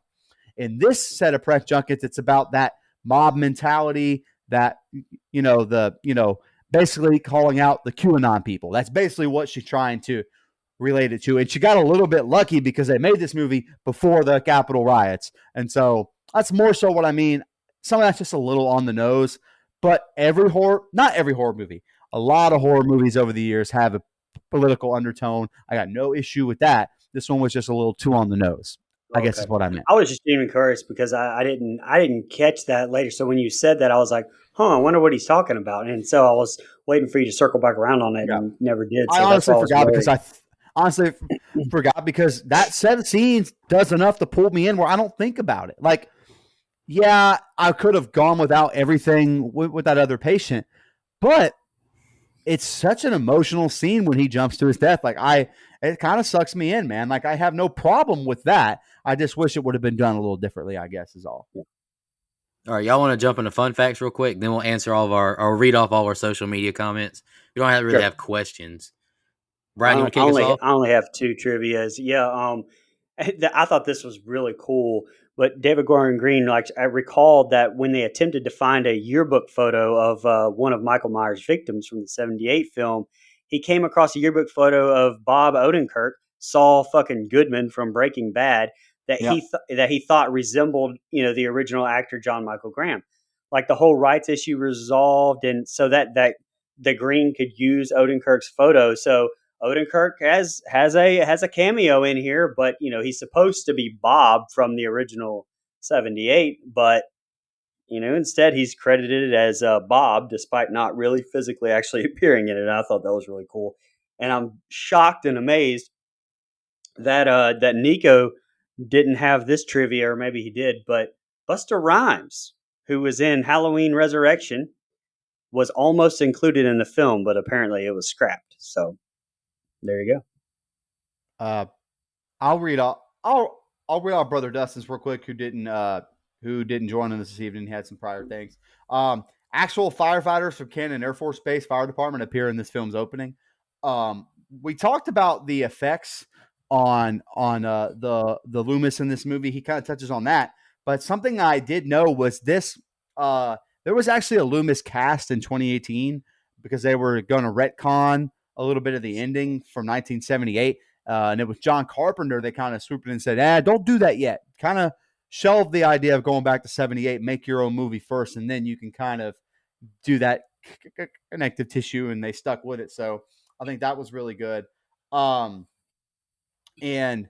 they got a really good voice actor to dub the actor here, Tom Jones, to kind of talk like Loomis. And I think he sounds just like Dr. Loomis to me. So I think they did a great job of doing that. But so basically just that there was supposed to be Loomis in '78, but it got cut and it never got brought back as far as retcon in that ending. Michael, now this is a fun fact. This is actually a fun fact that I've kind of knew but didn't know at the same time. Michael McDonald, who's Little John, is the only person to have been killed by Michael Myers and Mike Myers. In Austin Powers' International Man of Mystery, McDonald plays Dr. Evil's henchman that slowly gets flattened by a steamroller. That's pretty fucking cool. I have brought that up on this show. There was some movie that we did, and I said, that reminds me of the steamroller scene where it's like, no, still coming, no. Look what I could do. That's cool. I don't have any fun facts. This movie is apparently on its way to doing about $55 million opening weekend. The exact numbers is kind of hard to tell because of Peacock, but obviously I think it drove up their subscription number. That much I can tell you. Those numbers will come out at some point, but it looks like they were around the $45 to $50 million range opening weekend, which, by the way, that is not what I expected, especially with it being on streaming, so readily available. That is, I think without streaming, I'll be honest, without streaming, I kind of wonder if this movie would have made more than Halloween 2018. because here it is making 50 million, which Halloween 2018 made 75 or whatever. Kind of wonder if it, without the delay and without Peacock, if it would have made even more. Well, it may. I mean, and it may have, because we don't know. I mean, we know from Peacock they get all the money. We know from the theaters they only get a cut of it. Right. So, and they're not reporting their numbers from Peacock. So who knows? I mean, hell, how many people go, oh shit, $10? I'm definitely gonna. I mean, I'll subscribe for $10. I was like renting a movie for like 20 or 30. Shit. So I mean, it's you're gonna spend 70 at the theater. So the movie was made for 20 million as of today. Nice. As of the day that we're recording this, the box office is $60.4 million. So there's a chance that it ends up catching Halloween 2018, because I think people are seeing this in the theater still. So that's very interesting. Mm-hmm. Halloween has some of the most loyal fans, so I'm not surprised. Yeah. Let's knock out some social media comments. We have a lot of them, so I'll be pretty quick. I'll do Facebook first. Clayton J, he said, I absolutely loved it from beginning to end, both watches. Yes, even the cheesy dialogue and weapon choices. I especially enjoyed the Big and Little John kills and the firefighter scene. I'm going to rewatch it now, as a matter of fact. I hope you enjoyed your rewatch. Michelle Mirza just says she's looking forward to hearing our thoughts. Shan commented on Facebook the picture of Michael driving in 78. Evil drives tonight. That was hilarious. Kevin Pothoff, I thought it was pretty fun. Lots of gore and brutal AF. Just what horror movies need. Jeremy Dietrich, buddy of mine from high school. I love the old school feel to it. I agree with that 100%. Yeah. Joe Swinford commented twice. My comment, it feels exactly like a middle movie in a trilogy. I don't agree with that necessarily. And then she just said, I can't wait for this one. Let's do Instagram real quick. Rochelle Mack, big fan of the show. Woohoo, just saw this last night. I have to say, they really loved their blood in this movie. Not that I'm opposed.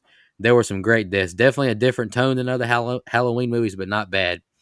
Another big fan of the show, Danny C-Nap. Shout out to her. Can't wait. My review of this movie is, in all capital letters, mixed. Mark _ Hef. Fucking loved it. It was exactly what the franchise needed. Michael Myers killing fuckers from every angle and just being a killing machine. Not chasing his sister, not his niece, not because the man in black told him to or some cult, but because you were unlucky enough to cross his path. Loved it. Can't wait for the story to continue. But for this middle movie, loved it just being a bloodbath. I agree with you, Mark, honestly. I'm calling Joe Swinford out right now because I remember her comment. She gave this movie on Facebook a 2 out of 10. 2, that's right. 2 out of 10. Calling you out, Joe. 2 out of 10. She rated, what's that movie? She rated Candyman higher. For Pete's what's sake. her favorite? What's her favorite Friday the 13th film? Part 7. Don't do that. Don't do that to her. It is part 7 though. Okay, Joe, love you. Thank you for being a little supporter. hey, very diplomatic of you, Mike. Another comment from Instagram is turning over a new leaf, brother. I think it's M.E. Martin 68. Watched it last night. Not really digging David Gordon Green's vision of his Halloween universe, but curious to hear what you all thought of it. Appreciate that. And another podcast, Horror Movie Crew podcast. They're excited to hear about our thoughts too, because they released their little, reaction episode. They were all pretty disappointed with the movie. I listened to it today. All right, now we'll knock out Twitter real quick. Hunter Nelson, my man, the flashback scenes are my favorite. The Mask, Myers, and Dr. Loomis were all amazing. The firefighter scene was badass, and I love how brutal all the kills are. JJC is clearly the GOAT Myers, and it's not close. I agree 100%. Jax Knoll 65. Tommy was too much in this movie. Maybe it was Anthony Michael Hall being cast, but it was just weird. I think we all kind of agreed his speeches. The hospital mob could have been cut easily. The mask and kills were awesome, which saved this movie. The flashback scenes and storyline with Frank were a great addition. I'm with you on that. Sean Irwin, the first Halloween movie in a while to make me go, damn, that's some brutal kills, and it makes sense. Was there a little too much mob? Maybe. Did I like it anyways? Yes.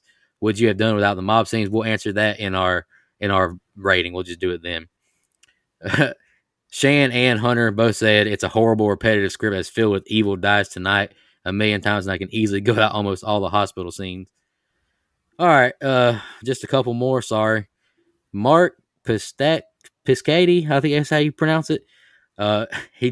Mike, he dropped the Shane McMahon running from the ring gif, and he said, I enjoyed Halloween Kills more than 18, and it's because Laura was hardly in the movie. There, I said it. Bye. I agree with you. Yeah, but what they gave her to do, she was great. So totally get it. Here's the last one from legendary blood donor, Mr. Andrew Ferguson. Did the ending, and I'm going to be honest with you, I'm not a Star Wars guy, so I can't answer this.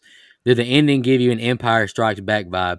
I.e., once this movie and Halloween dies or ends, or at your home on Blu-ray or digital, as soon as Kill ends, you have to immediately watch Kills because, or ends because Kill is open-ended. I don't know.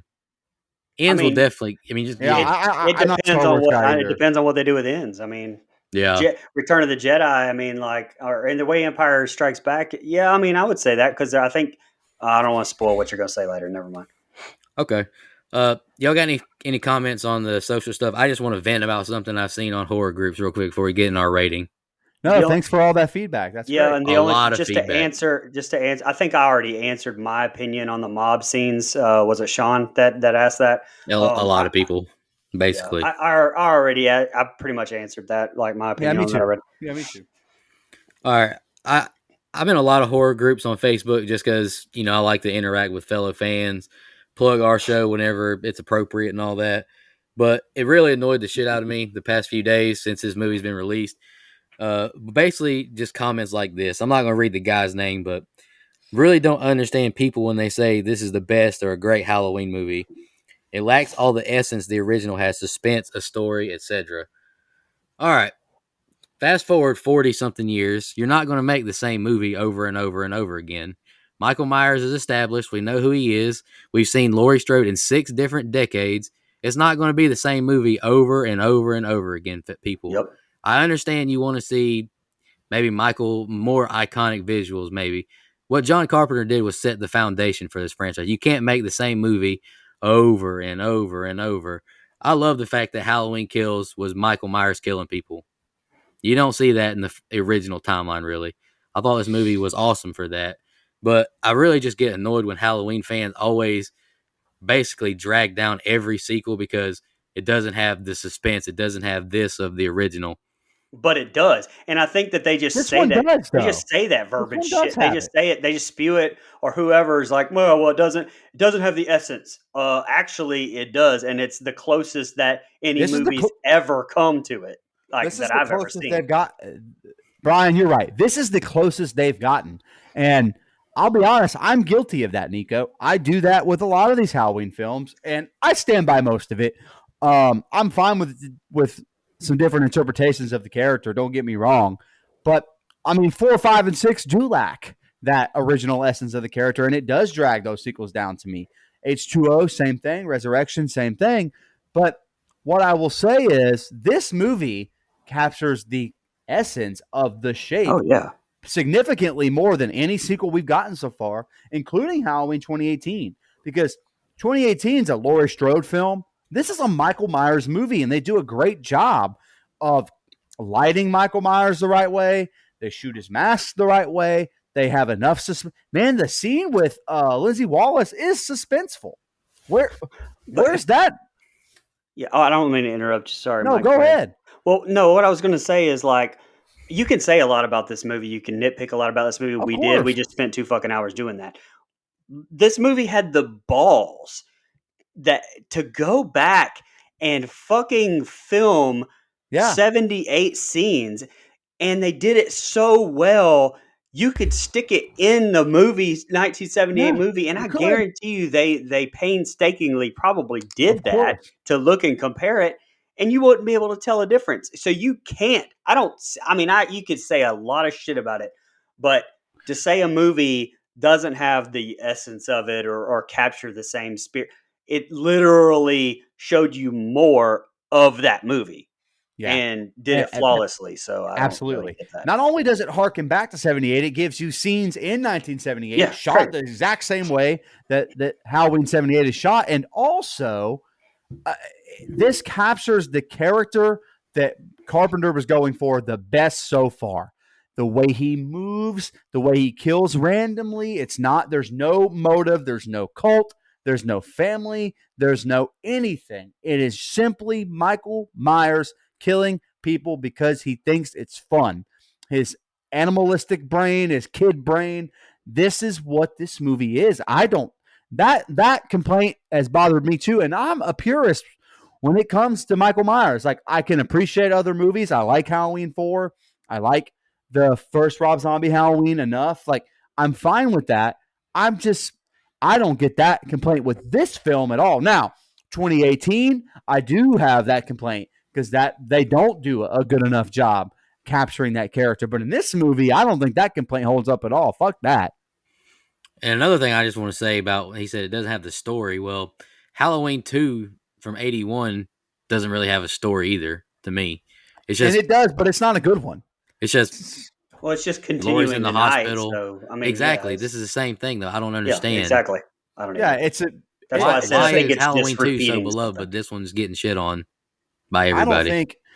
I don't think Halloween 2 is as beloved as that. I think it's in horror right. groups. It is the old school purist. Yeah, I don't get that because it's not shot as in the same vein as Halloween 78. Not to me, anyway. And I'll just move on from. I just had to get that off my chest. I'm just tired of seeing it all the time. Anywho, let's jump into our rating. Let's do this. I'm fun. I'm excited. Let's do it. I'll go first. I want to get mine done and get it over with. There you go. Buddy. I'm excited. All right, favorite kill, Big John. There were a lot of good ones. A lot of good kills. Could have easily picked a bunch of different ones. Chose Big John just because I've never seen an armpit stab until this, but it was intense and the eye gouge was just painful to look at. Hated to see that. Least favorite kill besides Tivoli, which I think is completely unnecessary, I'm going with Karen. I just hate the way it's shot. And why the hell is she going upstairs in the first place? Don't understand that at all. So just bear with me. I got a little bit of read. I'm reading off my positives and my cons because I'm very torn on this movie with a lot of stuff.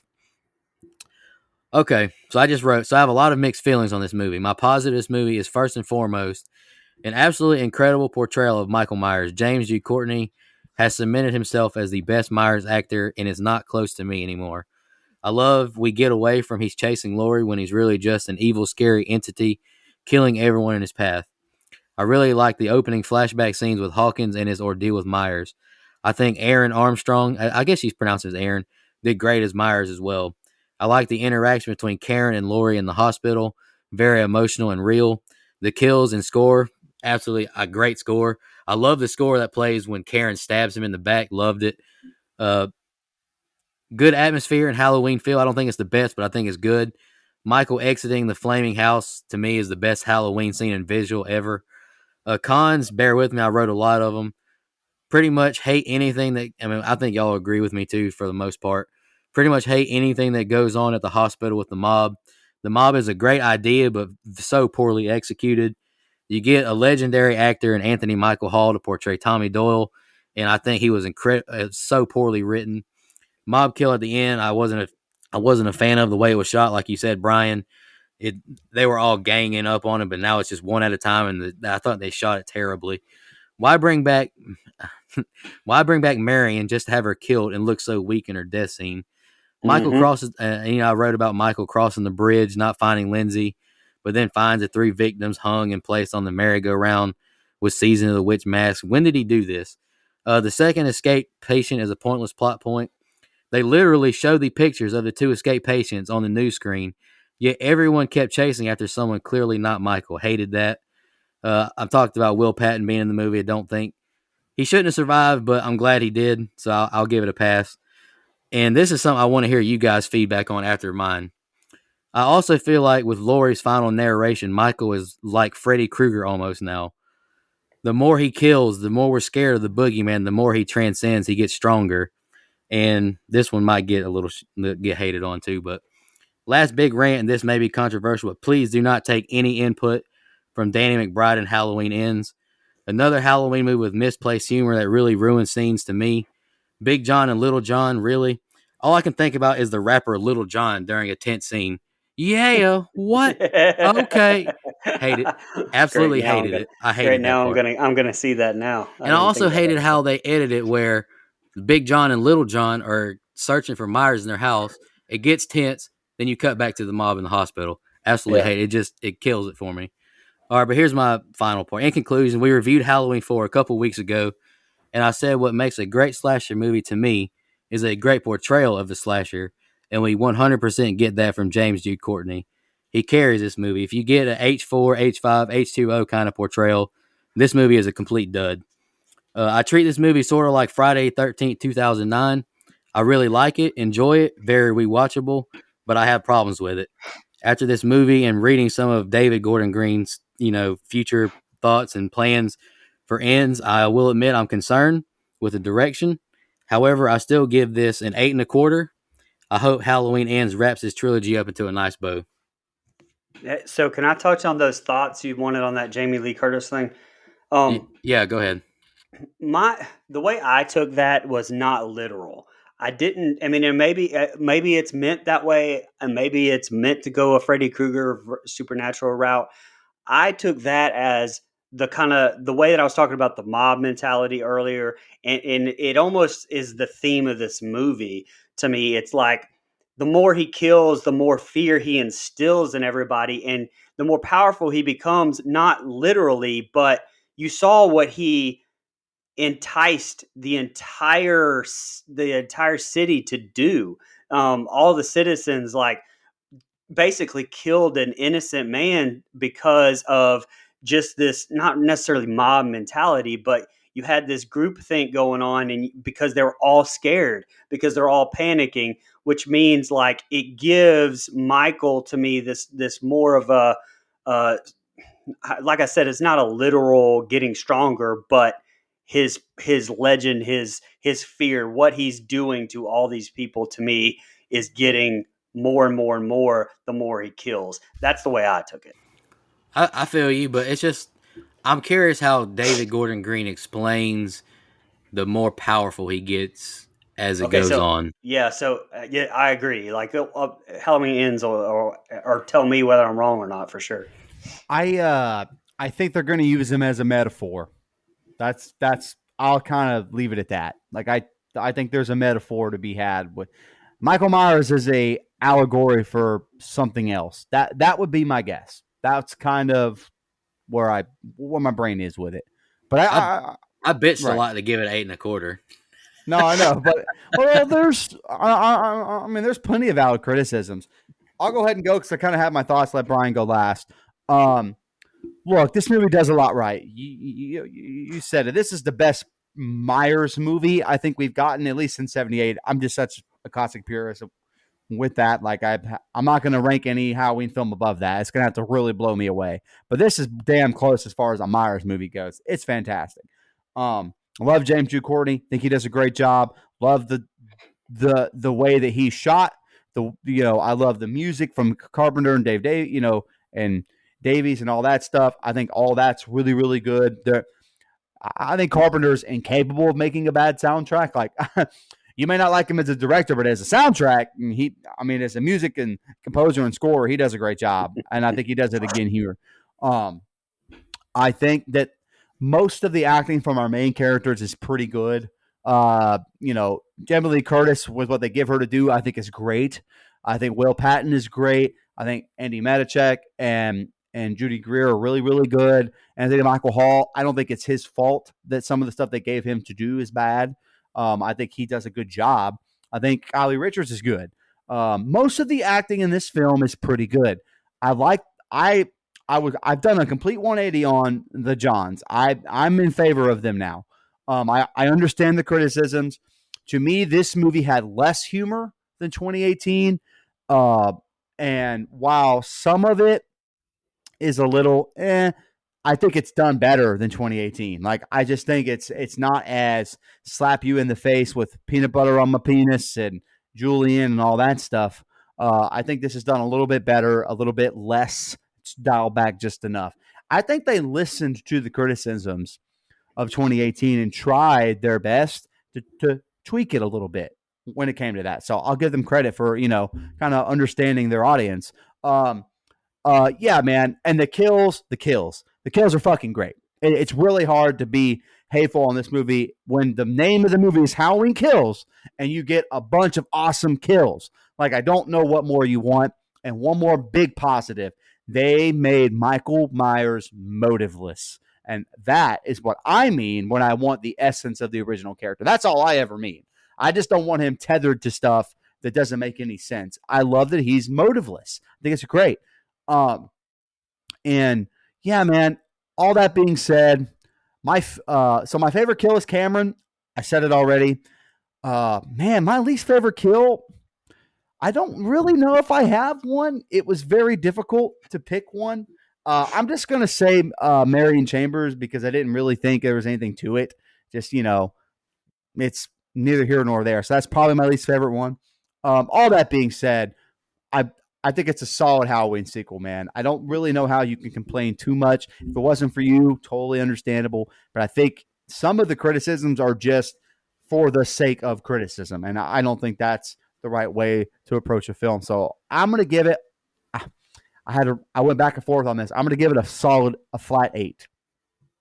Hey, Mike, real quick, Nico told his favorite in the franchise being his favorite, I guess, scene or slash kills in the franchise being the firefighter scene. What's yours? Do you have it? Do you have the entire franchise? Yes. Man, I really like I like Cameron's death from this film. I think it's awesome. I love the Ronnie kill from Halloween, Rob Zombie's Halloween. I think that neck slash is awesome. I'm not going to lie. You guys are going to roll your eyes at this, but my favorite kill is Bob from 78. I get that. That's pretty legendary. That's not my favorite kill, I would say, but that's just my favorite visual and scene. Your favorite visual scene? Whenever you get that shot of him like on the porch and it's all fire around him. Oh, great visual. I quivered a little. No doubt. No doubt. Fantastic visual. My favorite kill in the Halloween franchise is Bob from 1978. Head tilt, everything about it. Just I absolutely love. So, but yeah, my favorite kill in this movie is definitely Cam, but I love the shot that you talked about. But again, flat 8, almost went 7.75, but I really sat with it. I thought about it.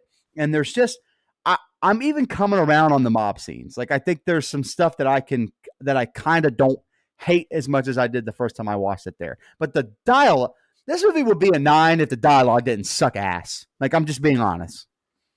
Oh, well, I still think that my favorite visual of the whole franchise to me is still the 2018 teeth over the stall being dropped. Fantastic. That is awesome. Great scene. Anyway, my favorite kill is Nurse Marcus when he gets stabbed through the eye in the car. Fuck it. That's my favorite kill.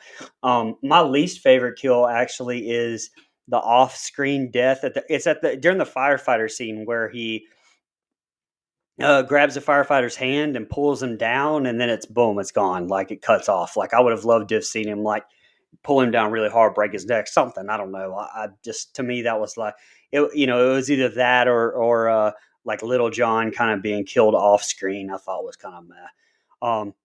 I gave Halloween 2018 a 7.5. If I'm not mistaken, which I would still say is fair. I would probably still rate it about that. I liked this a lot better than I do 2018. I actually only knocked my score for this one down like 0.5 of a point from my first watch to the one where I actually analyzed it and picked it off. So I gave it a 9.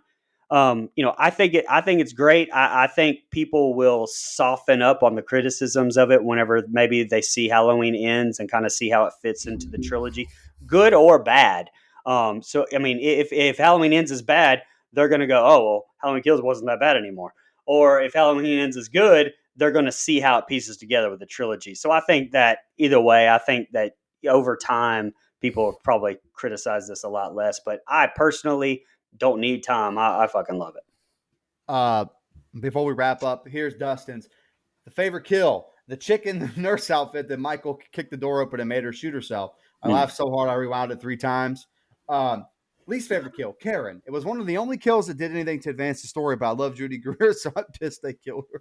By the way, Judy Greer is a funny motherfucker. I wish they would have let her do some of the comedy in this movie. She's funny on all these press junkets, man. Anyway, the movie was fine. Not great, not bad, just okay. Didn't have enough story that I needed to be for an hour and 45 minutes standalone. There was a lot of cool kills. Michael looked great. The atmosphere was great, but a lot of the supporting actors were bad. The dialogue was bad, and the story was just lacking. A little disappointed considering how great Halloween 2018 was and how long we waited for this, but overall it was okay. I give it a 6.5. That's a pretty high rating for Dustin to be on a Halloween movie anyway. Absolutely.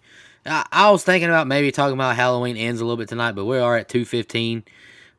Let's wait till we get to a trailer, maybe. But I've got some thoughts for Halloween Ends, where I think it's going just from watching Halloween Kills. Some Yeah. stuff. I have some theories what's going to happen.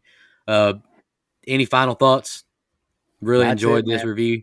I knew this would Yeah, be a it's long great. one. Yeah, Didn't for know it would sure. be this long, but here Every it is. Halloween movie is a long review. It is what it is. There's a lot to All of the big, digest. all of the big three they're just going to be long I episodes. feel like Man. Halloween is always the one that just gets the most out of us, though, just because there's That's so fair. many timelines, so many portrayals. So much different shit. Yeah, so many different stories. Yeah, Yeah. but I really enjoyed doing Halloween movies with you guys. Halloween Kills was awesome to go see in theaters. You know, me and Mike had our Absolutely. pictures taken with the poster. It was awesome. Absolutely. I had a terrible experience, Brian. So I don't blame you for staying home. Um, There was hardly anybody in mine. I was good. I'll just announce my pick real quick because I don't think I announced it on our pick a sequel. My pick for next week is going to be Sleepy Hollow. I think it's going to be a great Halloween time movie. Really Johnny enjoy Depp. it. Yeah. That I told y'all we were going to have some more Johnny Depp coming. But Brian, you said something about a giveaway. You want to talk about that real quick before we get Yeah, out of here? before you shout out the blood donors, I wanted to just again thank everybody that's a blood donor, and this episode right now is actually going to come out for the blood donors like 5 days before it'll be released to everybody else. But you get perks even on the $5 and $10 recurring tiers. I do some giveaways like Nico mentioned earlier. I wanted to say the next thing. Look, even if you're listening to this and you weren't a blood donor and you're just listening to this normally, hey, go jump in there and be a blood donor for a month or two. Even see if you maybe get one of these perks. But the next perk that I'm going to give away right here is this. I don't know if you're on Uh-oh. YouTube, if you're on YouTube, you can see it right now. It's the Nika brand new Friday the 13th Part 7, the New Blood, Jason Voorhees figure, 6.5 inches tall. So this is retails for about $30 right now at Target. So it's not real easy to find. So I'm going to give this away to a lucky blood donor. Coming up soon. So hey, go put your name in there, get in there, and maybe win you something. That's a Absolutely. good prize. I would say I see a very lot nice. of people in those groups who can't find that thing, and they get really excited when they find it. So that's an awesome gift, Brian. I'm a blood donor, by the way, so I'm just kidding. We'll give it to somebody else. Let's shout out our blood donors. Let's get out of here. I'm getting sleepy. Camp level reoccurring, Mr. Clayton J, Miss Nina, and Miss Michelle Merza. Really appreciate y'all. Camp counselor reoccurring, Mr. Hunter Nelson, my man. Karen, Miss Shan Petrusevich, and Dennis Kennedy. Thank you guys so much. We appreciate you. And our new legendary blood donor, Miss Missy Wall. Thank you for your new support and continued support. Absolutely. You comment on a lot of our posts on Facebook. We really appreciate it. Thank you, all of our blood donors.